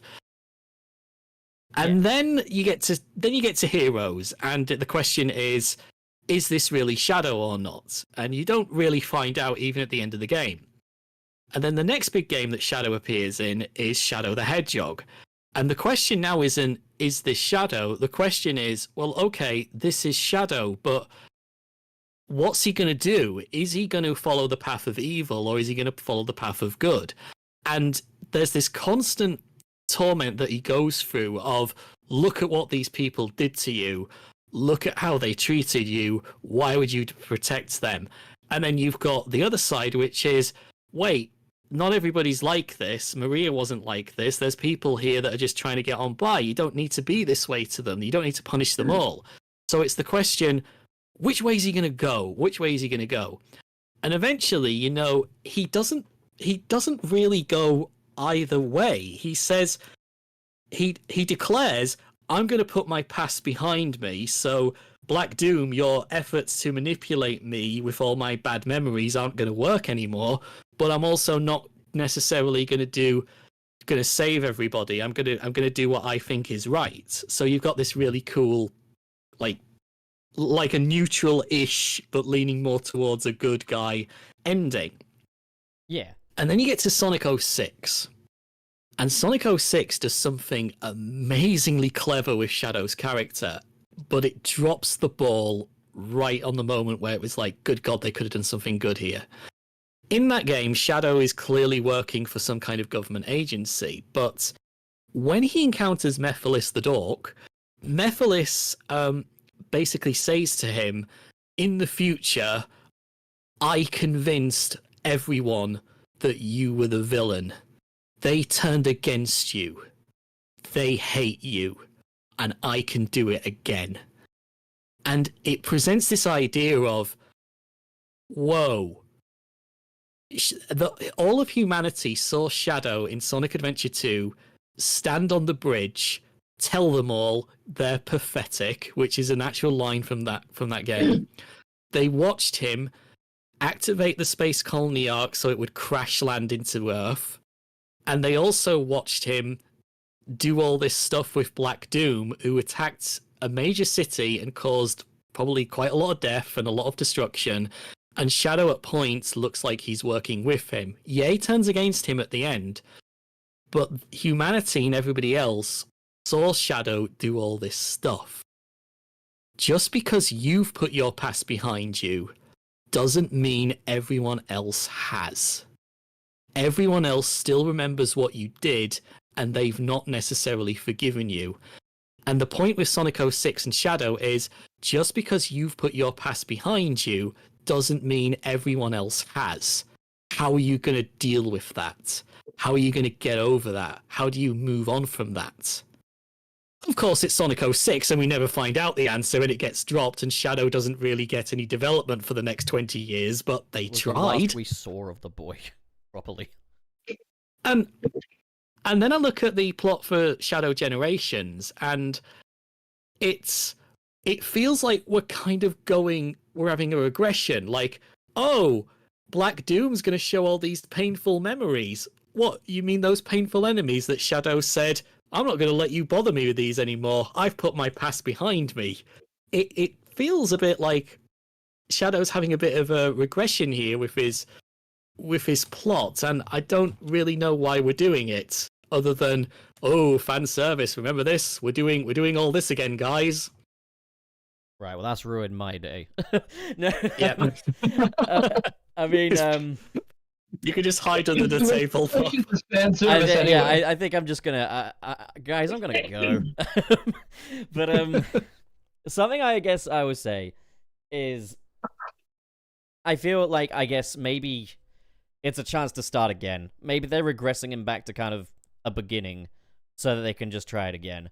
Because the thing is, like, yes, after 06, we never dealt with that. The story was dropped for 10 years, And now we're back again. It's like, if you want to continue that story, you've got to reestablish it. So maybe putting it in a Generations spin-off is the right call. And then in a future game, we will actually really go somewhere with that, you know? Maybe. That's me playing devil's advocate. That's me being a hopeful We might little be. guy. It's just I look at Shadow Generations and I know I know that somebody's actually said, well, hang on a minute, how can you support Sonic Generations when that came out, but you're like, Shadow Generations is doing the same thing? And I think for me, certainly part of the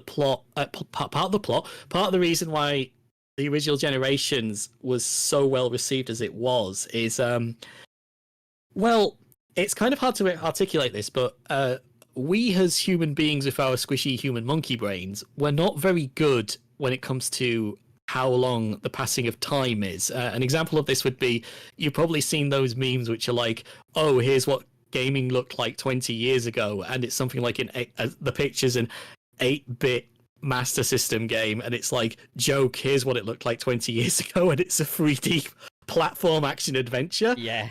It's Balan Wonderworld.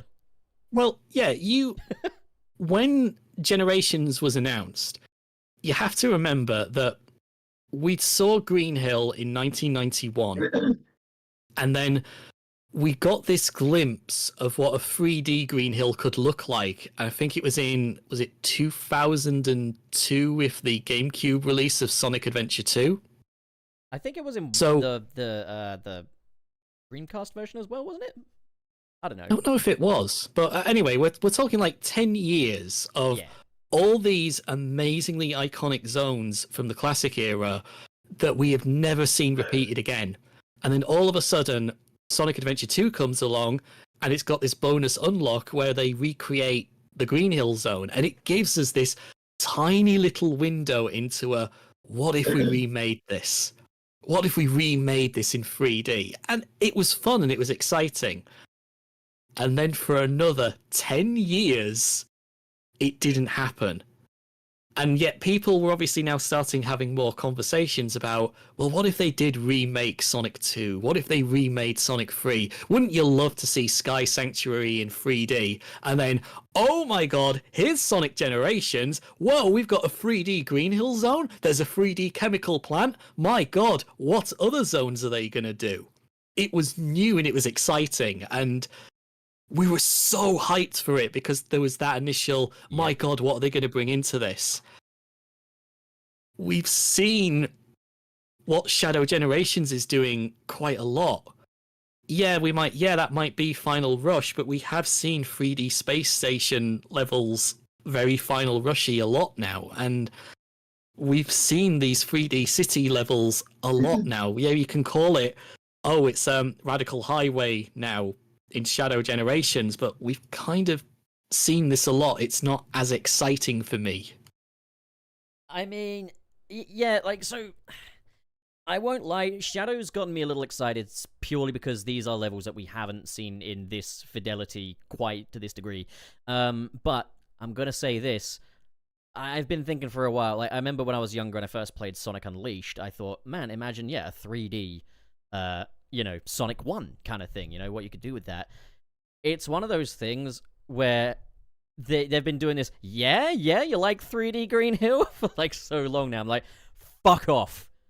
Just get out of my you've ruined this. You had a chance to bring me a remake of Sonic 1 in 3D, or any of the fucking classic Sonic games in 3D, and you fucking killed it by giving me 10 fucking demo discs.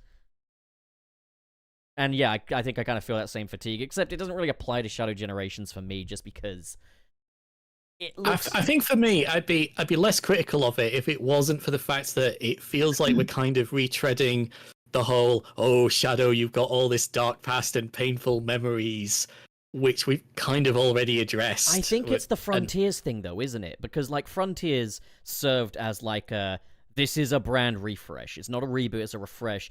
We're going to go through Tails' Sonic Adventure arc again. We're going to do Amy's Sonic Adventure arc again.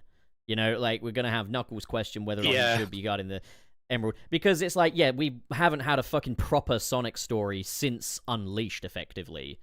And now we're going hard with it. We're going to bring everything back to Adventure 1, basically, start their arcs again, and it's effectively a reboot, more or less. Yeah, when I think Tails' storyline in that especially, that was the moment for me where I thought, oh god, we're doing it all again. the thing is, I loved it, though, because it was what I needed after, like, Forces.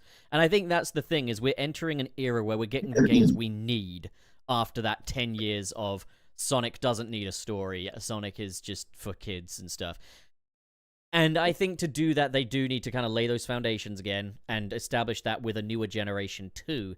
I mean, the easy thing would be to just remaster Sonic Adventure, but you know, like, I don't know. I feel like Shadow Generations is just another step into we're resetting the characters, but a matured version of them, I guess. I don't know, because it's one of those things where, like, the Tails story in Frontiers hit me in the feels because I was just like, oh my god, we're here again. Finally. I didn't think we'd ever get this again.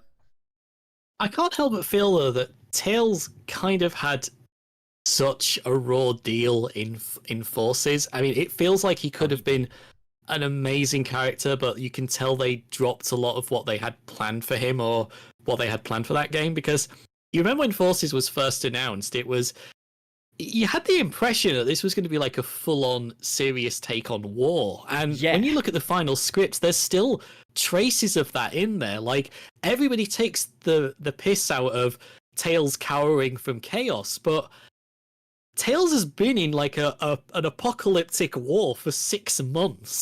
Yeah, I mean, to be fair, Silver also says Tails has just lost it. They could easily... It's awful. That is an awful line. No, but they could have easily... It's a terrible thing. They could have made... I know what they mean by that. I know what they're going for, but it was just such a... Like, Tails has become the Joker.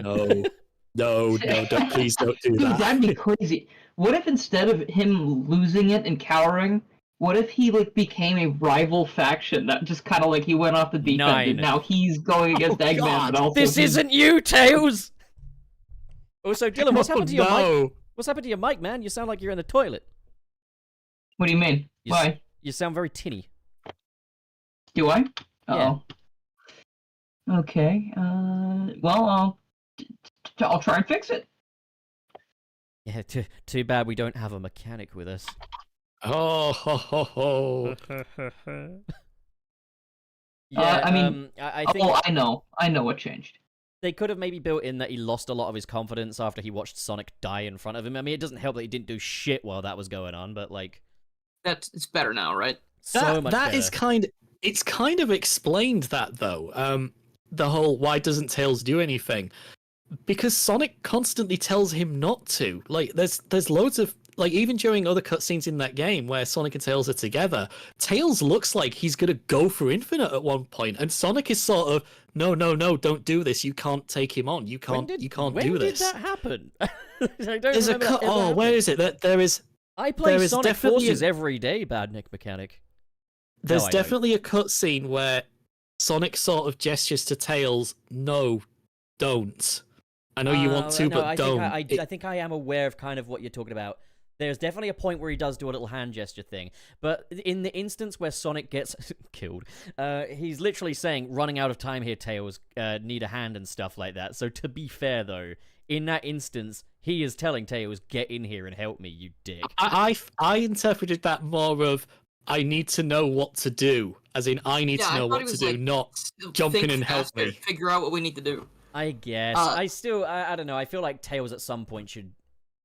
Tails should have enough agency to still go in and save Sonic if he genuinely thinks he's in trouble. He should, but to play devil's advocate just for one stupid little thing, I had always thought, in the situation, right, where, like in Sonic Forces, where Tails is now alone, you would think best case scenario, he applies what he learned from Sonic to try and make a difference. But the worst case scenario is that he completely falls apart because the person that he idolized got the shit kicked out of him in front of him and is now presumed dead for 6 months. And I feel like that would affect you very negatively. Yeah, definitely. You know, if this is the person who taught you how to believe in yourself, and then they get fucking destroyed. Like, you might think, oh my gosh, if I thought he was cooler than me... I think the problem there is that what's gonna happen to me? the game doesn't explore it because it doesn't have the room. It doesn't, that's what I'm saying. Like, this is one thing I thought of, where it's like, maybe they were being super realistic about it, and that would definitely fuck someone up. But also, they don't explain that, and they don't really go into anything like that, and obviously it's a kid's game, so they don't want to show, like, it's severe trauma, you know, it's in the one of weird- their characters. But it's the weird juxtaposition, because when you really do look at, certainly as how they were promoting Sonic Forces, and when you hear like rumors from like the former community manager at Sega Europe who was there at the time, Dan, what he told me about the early build of Sonic Forces, and certainly like what the concept art shows, it does feel that Forces was going to be more of a serious take on war. Maybe they got like cold feet. I think they did, because it's the whole it's basically the you know that Sonic gene that exists. It's the gene that's named after Sonic the Hedgehog. I don't know about that, but yeah, so there's basically this gene which is named after Sonic the Hedgehog, and I actually looked, and we always laugh at it, like oh, whenever it gets brought up, people go, huh, there's a gene named after Sonic the Hedgehog. But for those of you that do know about it and are listening to me now talk about it, have you ever actually looked into what this gene does? It is some nasty stuff. There is so it much is not curiosity. good. For one, you just talked about a build of Sonic Forces that didn't happen. Now you're telling me about a fucking Sonic gene. Yeah, I'm very curious. I'm going somewhere with this. Basically, this is a gene which causes some really nasty stuff, and it's only something which is inherited. So most people that are diagnosed with it are kids, which means that the kids aren't told, their parents are told. So imagine for a minute you're a doctor, you've spent half your life in medical school training, and you now have to sit down in front of two parents and tell them, I'm terribly sorry, Mr. Smith, your child is suffering from a defective Sonic the Hedgehog. Yeah, but you know what? Like all Sonic things, I want it because it's Sonic, so I don't care if it's bad. And that's kind of the issue with... God. Sonic fans, please. I don't know what it And does! Well, as I was saying, that's kind of the issue with Sonic Forces, and any time Sonic tries to do a theme which is slightly outside of the world of protect the environment. How do you do that in the context of, sir, this is a game about Sonic the Hedgehog? Do we really have... Is this really the time or the place for that? Oh, what's the video game about? Sonic the Hedgehog. Well, should we really include something about post-traumatic stress disorder or combat stress? So wait, really? I'm sorry, I'm still not clear. What does the Sonic gene do? You don't want to know. I can't remember, but it's not nice. Okay, it's so not hang nice. on. Sega will not allow a classic Shadow, but they will allow them to name a horrible gene after Sonic. There should be a lawsuit going on, man. Well, I don't think they really got a choice on the matter. I think it's Surely just like they have something a choice. they name of Sonic it. the Hedgehog's fucking copyrighted. Well, it's okay, because the opposite gene which actually fights it is called Dr. Eggman. Why is Eggman? No. Oh my god! Swap the names, man. Why is Eggman this guy? I was nearly going to do this as a video, like as some kind of video onto what this Is the gene true actually hero? does, but I decided against it because I thought this is too awkward to do. But there's this whole subculture in the medical community that's been campaigning to get names like the Sonic the Hedgehog gene reclassified, just because doctors are so sick of having to tell distraught parents your child is suffering from a defective Sonic the Hedgehog. Like, I'd heard of the gene thing before this, like before today, but I hadn't thought about that part of it. Your child is suffering from a defective Sonic the Hedgehog. Well, maybe don't buy them fucking Sonic 4 then. That's so relatable. Oh god. Just get them Frontiers instead. Yeah, well, apparently there's loads of these funny names for different genes that we have. Like, there's even a Mickey Mouse one, and most of them are bad. Like, this stuff, you don't want to be named it, but some scientist who's got a wacky sense of humor decides, ooh, I like Sonic the Hedgehog. I'm going to name my new discovery after him. What's that? It causes brain problems? Oh dear. I hate this. I hate the fact that there are like- actual genes that are objectively bad named after cool characters. This feels like fucking Elsagate, but in the healthcare field. Yeah. And that's kind of the whole issue. Like, the medical profession regularly has these arguments at conference about, should we reclassify these, because it's not fun, and there's no good way to do it, to tell distraught parents or people that have been suffering through years of their life, oh, the reason you're ill is because the Mickey Mouse part of your brain doesn't work. So is this a permanent affliction? Yes, I think it is. You know what? If someone told me you've got Sonic the Hedgehog, I still wouldn't let it ruin Sonic for me. Hell yeah, bro. I'm that Yeah, deep in, you know. I'm ride or die, Sonic. And that's Listen, I've been kind with of the you- point. You know, I think that there's some Sonic games out there where the developers have tried to say something a bit more serious other than the usual, oh, this is about environmentalism. Like Sonic Adventure, for example, has a massive thing in there about war and the nature of genocide. And it sort of revolves around Pachacamac, and there's some really interesting stuff to his character. I said interesting, not that he's right. He's not. He's wrong. He's 100% in the wrong. You kidding? We're British. I don't mind colonization. He's In not fact, I doing love very it. good things. Well, the thing with Pachacamac is that he's interesting because he does what he does, not because it's like it's for a self gain. He's doing it because he genuinely believes that he's doing it because it's what his people want and because it's what is the best for his people. And there's actually stuff you can look at there. And I wonder if we watch this TV program called The News. I wonder if there's been a political leader recently who's equally unhinged that we could maybe draw some parallels from. I don't know. But, Rishi Sunak. you know, I don't think we should have that conversation because it's Sonic the goddamn Hedgehog. It's part of the reason why I like Sonic, though, is he goes above and beyond the Call Yeah. of Duty. But I just can't believe this. I'm like, yeah, no, I love Sonic. I mean, yeah, okay, I played Sonic 06, I played Sonic and the Secret Rings, Free Riders, Forces, and he even gave me a brain impairment, but I still fucking love Sonic the Hedgehog. I mean, Maybe I that's can't why. really chat. I have to spend all my money on Sonic pin badges because I like them. So there's clearly a medical test that you could probably perform on me. Yeah, that you've would got a put me in Sonic the the books. Hedgehog. You want to know I a really think. funny medical fact, though? Do you know the name of the phobia of long words? It's like I think- super long. I think I like have the heard longest of word, this. Yeah, like, whoever came up with this had a fucking grim sense of humor, but I love it. Like, a hippopotamonstrous Oh God! Dhaliophobia. Oh, I'm scared. Whoa. Yeah, but imagine diagnosing some of that. So it's like, oh, what have I got up with me, doc? You have a fear of big words. Oh, really? What's it called? Hippopotamus. Ah!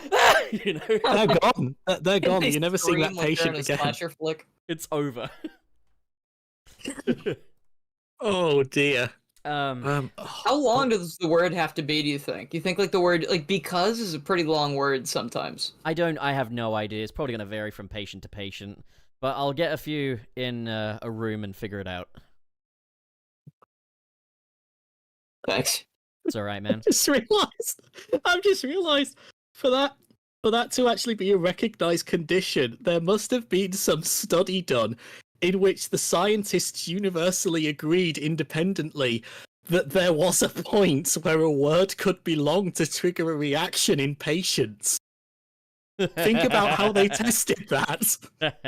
I've got a buddy called Peter, and back in secondary school, he was the kid that would use the big words to impress the teach. And now I just want to come back to him and be like, yeah, Peter, here's the thing, mate. I have hippopotamonstrous fucking squeeze. Because of you! And you fucking triggered that, so I'm gonna want compensation, Peter. Nah, I love Peter. I wouldn't ask that for him. But, like, fuck. Anyway, what were we talking about again? Bro, I don't know. I'm so gone at this point. I We have need no idea. to, okay, so, this is the part of the It's podcast. been like 9 hours. This is the part of the podcast where it would be time for a PowerPoint party, Dylan. So, what do you got for us, pal? I'm hungry, I'm tired, I didn't make one. You didn't make a PowerPoint party. I mean, we're supposed to talk about Sonic merchandise, but that's also gone out the window. Fuck it, fuck it. I have a Sonic... Okay, here, I have a duck that looks like Dr. Eggman. My friend got it for me for Christmas, and I love those it. ducks That's are my great. favorite. That's awesome. They're great. I love one. those ducks. I've got a Spyro. Dave, I'm just gonna say I this have right a Spyro now. as well. We gotta do another episode with you on here, and then we could talk about these other things. That's fine. Yeah, definitely. Yeah, because this has been fun. I've been enjoying having you on here. Fuck it. All right. Yeah, I've seen at least one person say they enjoyed having me on, so I consider that a success. And they're not my mom or dad, so that's even better. So, good shit. All right, we've reprimanded Dylan on the air, so we got that on the piss.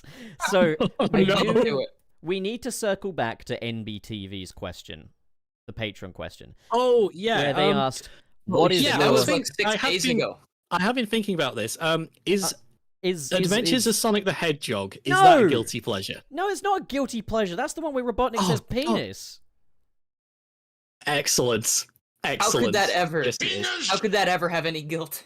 Yeah, someone asked, like, who's your favorite Robotnik? And it's like, the truth is, I love them all, but only one of them gave me hours of snickering in the school library with headphones on, watching YouTube poops with my buddy Chris.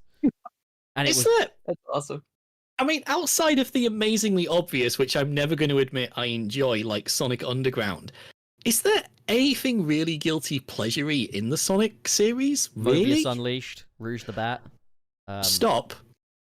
Well, you circled back to the point I wish you didn't circle back to. I mean, I would That's say awesome. not... after the poll today, and 82% voted that yes, they would, I feel like not fucking You're Rouge all the Bat. depraved. Not fucking Rouge the Bat is a guilty pleasure. I'm trying to think. I don't know if it's really guilty pleasure. It's just the fact. I guess the fact that I'm completely out of control whenever there's a new pin badge that's Sonic themed. I have to get it to the point where it becomes like a mini obsession because I just like them This so gives much. you But guilt and this it's not really a applies. guilty You are pleasure. withholding information if that's it. I don't trust you. You're shady. You're shady. There's No, I something... genuinely can't. I genuinely can't think of anything because You it's won't like admit that you totally would with Rouge the Bat, and your guilty pleasure is apparently collecting badges. I don't know, man. they're You're very nice withholding. badges. You are withholding government information.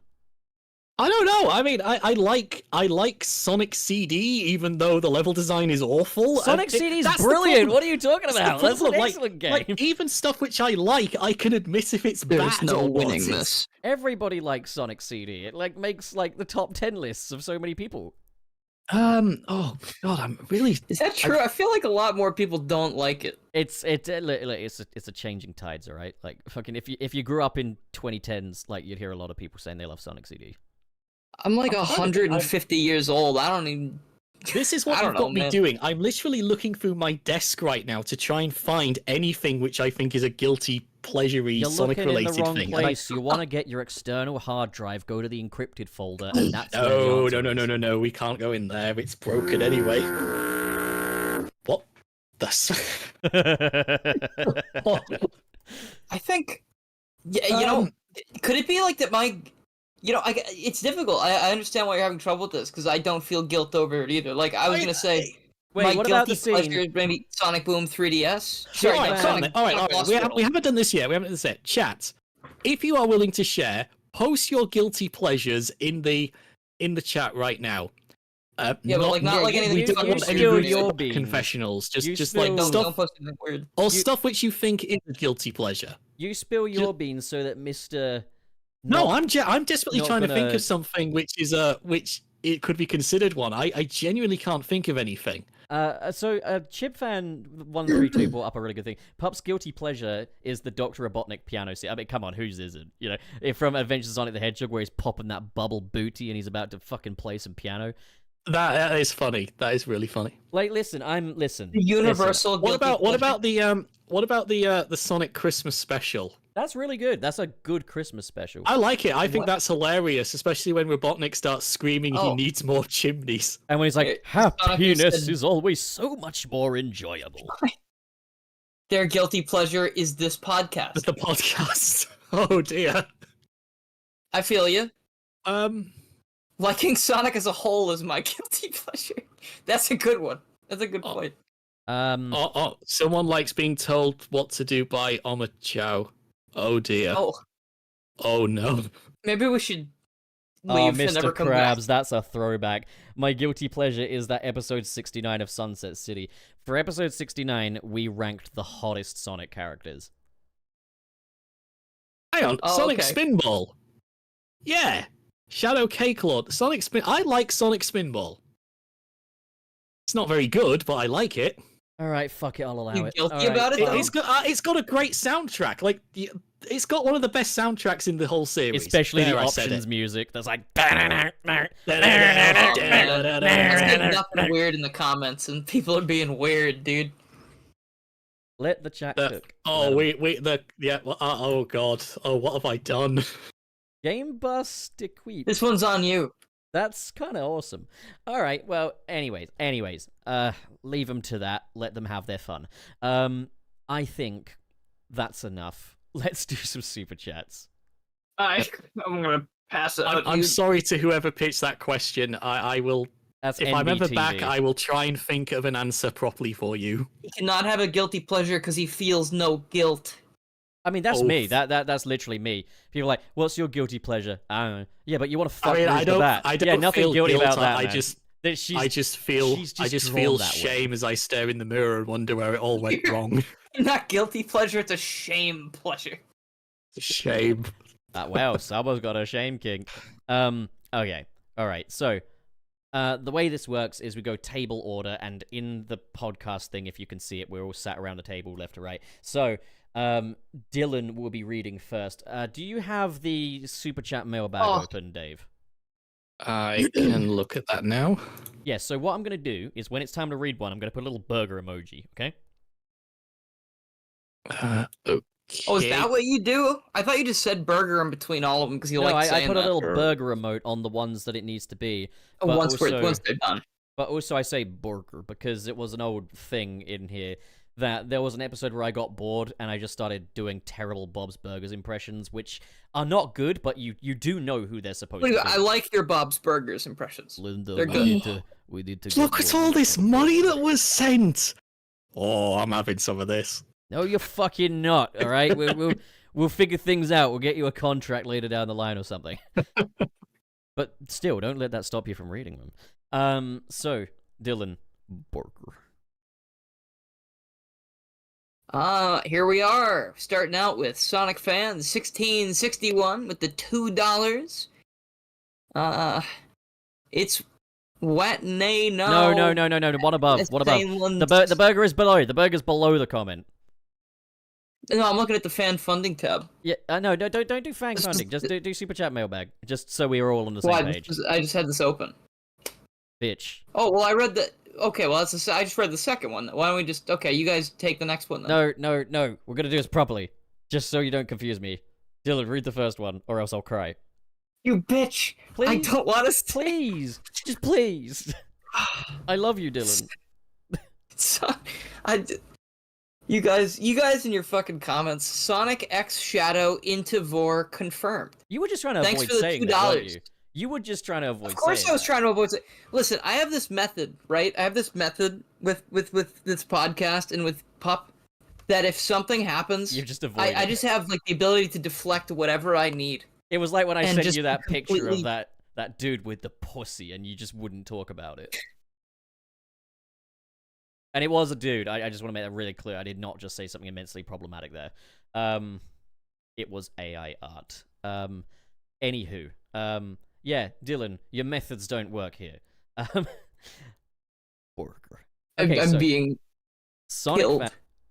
Sonic Fan 1661 returns with another 2 USD, saying, "It's what nay nollis say nellis. He's back. He was. He's gone again. But maybe someday he'll be back again. Who knows?" Okay, Dave. Burger. Yes. Jamal Simmons with $2 says, "Happy Bee Theory weekend. Milk Bro forever, Wallace." I love it when the guests get Jamal.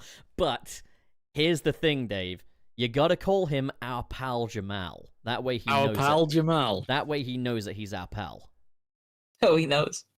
Jamal, you are our pal, and now you are my pal. Hell yeah. Okay, Borker. All right. Next up, we got from. You can do I'm famous. Infamous.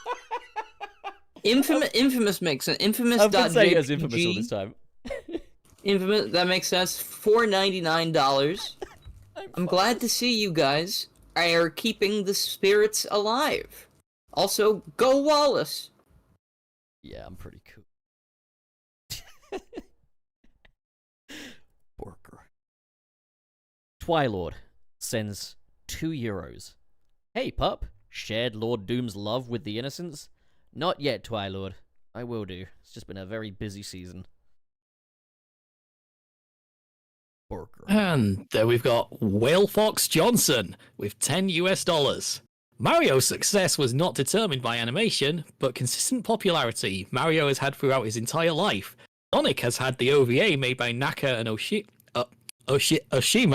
but that didn't translate to success. I just want to say Boy, did I read that really poorly. I just want to say what an awesome name Whale Fox Johnson is. That is a great name. I tried to come up with a name for myself, and it ended up being Melnor Water Willy, so I don't think I have the same momentum as you, Whale What do you mean? Fox I thought your Johnson. name was Channel Pup. Hey, Sega, re-release the OVA. I know you have the rights to it. Burger. Oh, I'm up again. Twilord. Linda. No, Twilord. That's what I said. It's £5. That's Or is it a euros. euro? Why would pound begin with EUR? E! It's a I don't silent E. I can hardly see anymore. I'm ancient. I'm Alright, sorry. let's see. In the age of spider-free spider movies. I don't know why that made me laugh. A Shadow Cinema trilogy feels weirdly likely. Black Arms dealers as the light to the Black Comet, the Reach. I don't know what that last part means at all. You lost me. It's ideas. That I will say. Thank you, Twilord. But thank you. Sorry for my ignorance. Whale Fox Johnson with the awesome name returns with $10 this time. If we don't hold Sonic's game lore to a high standard, are we concluding the Archie comics and Sonic the Comic are forever the superior stories over the main canon? I'm going to say yes, and that's going to coincide with when we one day get Loa and Ian Waffles to guest on here, which will be soon. We're going to have a big old discussion about Archie and Sonic character restrictions and how far they were able to take these characters in those Archie comics. So look forward to it. That's another thing Sega needs to re-release, Sonic the Comic. Sonic the Comic is the pure shithousery of it is wonderful. You have the rights to it. You got the rights to it, Sega. Oh boy! Dave, you got this one, Borker. Oh God, no! Oh, don't be a puss. Come on, read the fucking this thing. is a conspiracy! I just want to know, everybody, this is the first time Dave and I have actually spoken over a voice chat as well. Yep. And I just called him a puss. Usually Pup ignores me every day, so... I do not ignore you every day. Dave Okay. sends a message every single day. Since I have to read this, I will read it, and here's a comment from Sonic Fan 1661. $2. Let's be honest, we'd all wreck the bats. You finally got him to say it, Sonic Fan 1661. You are officially a Chad. Yeah. Did I even say that properly? I think it was, let's be honest, we'd all wreck that bat. It said it again. Wonderful. Yeah, I said it. That Now someone's going to take it into an AI or something. All right, once more with feeling, Dave. No. Burger. All right. Next up, we've got Mr. SP, $5. Wayne is back, but the poster says he's missing. Why do you lie to me, poster? Unless that Wayne is an imposter. How do we know you're really Wayne? We should have asked him to, like, vent or something. To be fair, that's maybe not Wayne. That's or something. That's Wallace. We didn't talk about the parade float with the UFO, but fuck it, we'll talk about it another time. We didn't talk about anything. That's because I changed it from it said French UFO. I changed it to French fries, and then you deleted it. Oh shit! Oh, that's what that was. Oh, that I makes... successfully got you to delete a topic without you realizing. Well, then what was the burger part then? I just wrote that too. You ain't That was like sly, man. camouflage. You did. This is retroactive planning, isn't it? I'm sorry. I'm just a criminal mastermind. Porker. Mr. SP back at it again with $2.16 US. That's $2.16. In all seriousness, welcome back, Wayne. I'll pass the message on. Thank you, Mr. SP. I love this person's name, Borger. I can't. I can't. I'm still trying to get over that last one. Here's Seaman. Yay. Seaman with $2. I'm trying to say I've just lost all comprehension of reading. They've literally written down the currency. I'll try it again. I'll try it again, and this time I'll channel my 6-year-old child trying to read a storybook. Seaman with $2.99 Australian dollars. Here's some crocodile dollary-doos from down under. That's amazing.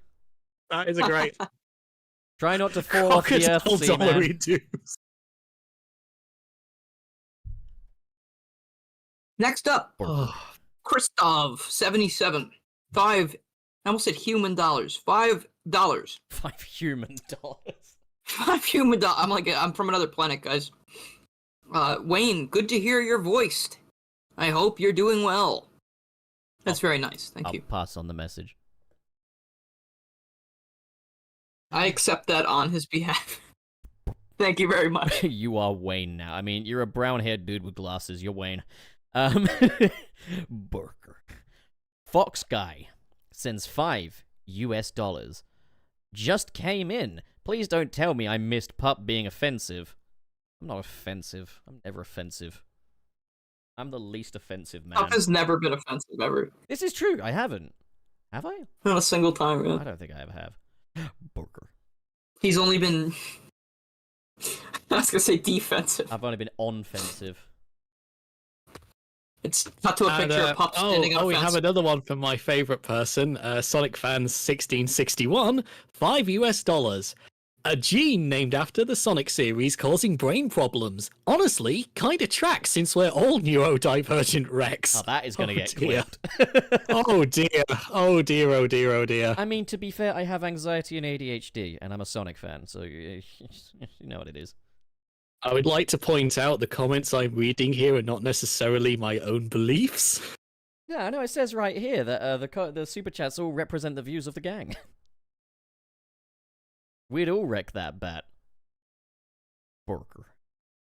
No. Last one from Twilord. That's €2. Pup, did you not get my Young Justice reference? I'm gonna turn in my nerd card and say I haven't watched Young Come on, Justice. Pup. Oh my god. I'm sorry. What the fuck? I prefer Old Justice. Well, super chat cut off What a great now. one to end on. I'm gonna write that down. Hate to say no to money, but super chat. Oh, thanks. Okay. Wunderbar. Okay. The episode is over. So, Bad Nick Mechanic, you got anything you want to promote? Anything you want to tell the gang about? You know how it is. So I haven't stopped making videos. It's just been a very long time since I have done. I have an extremely large Sonic Adventure 2 video, which is coming out very soon. I'm hoping it will be out in March. It's a massive deep dive into Sonic Adventure 2, like the gameplay, the themes around it, just all sorts of stuff. And some of you might be thinking, well, I've seen videos like that before. Well, yeah, you probably have done, but the thing is, I'm doing stuff which you've probably not heard about. Like, at one point, there's a section in that video where I talk about Western democracies and relate that to the political situation that's going on in the game. And there's also stuff in there as well which I link to other pretty big major world events that was going on, which also influenced how the game was developed. Don't tell me There's stuff as well about... Well, there's stuff as well about what's going on with actually the developers at the time. Like, there's always like this stuff about how did Sonic Adventure 2 come out as well as it did, and what people tend to forget is that there was a lot going on at Sega at the time, so it's a miracle the game ever got made. And I sort of look as well at what must have been going on through the minds of the developers at the time as well, because don't forget, most of them were working in a foreign country, and their residencies were tied to if they had a job or not, and it wasn't obvious that they were still going to have a job when that game was finished because of everything that was going on at Sega. But Such a somber there's also atmosphere other, because of it. yeah, there's other stuff in there as well. Like I talk about cinematography and shot composition of some of the cutscenes, and loads of stuff as well. Like and I defend Amy Rose. I defend Amy Rose in As that you game. should. She's a ray of sunshine. Yeah. I still want to push her off of a cliff, but she's a good girl. Yeah, it's a very long video, I will say, but I think it's quite an entertaining one. And and it also features me throwing Omochow around, which is always fun. How lovely. One more super chat. I know I said cut off, but one more. Twilord sends €2. I hope you enjoy subjugating Dylan with sexy doom. That is a sentence and a half. Even if you don't know what this means. They're talking about Black Doom. You're not. Oh my god! The more I say it now, the more it sounds like a porno. Enough. Dylan, what are you about? What are you up to? I am working on editing a video, so there might be something either tomorrow. I haven't decided or figured out if I'll be able to do it yet. Maybe either tomorrow or next Friday. We will see. And it's about a Sonic adjacent property, a game called Rollin' Rascal that is on Kickstarter right now. Oh, I wanted to make a video about it because it's very good. I've seen. That's the new. Cool. Yeah, that's the game that everybody's going to be talking about next week by saying, "Why can't Sonic be more like this?" And then Sonic fans and only Sonic fans will be like, "Aren't you looking compare forward it. to that?" It's bad for the fan. It's bad for the independent game where the independent people are just like, "Nah, it's fine. Don't worry about it." It happened with Spark the Electric Jester when people were like, "No, you can't compare Spark. That's so unfair to the Spark devs." And the Spark devs like, "Keep it coming." I can't wait. I can't wait to basically log in every day and the whole feed is like, why can't this series be like this series? It's fine. It's fine. Just let them be their own thing.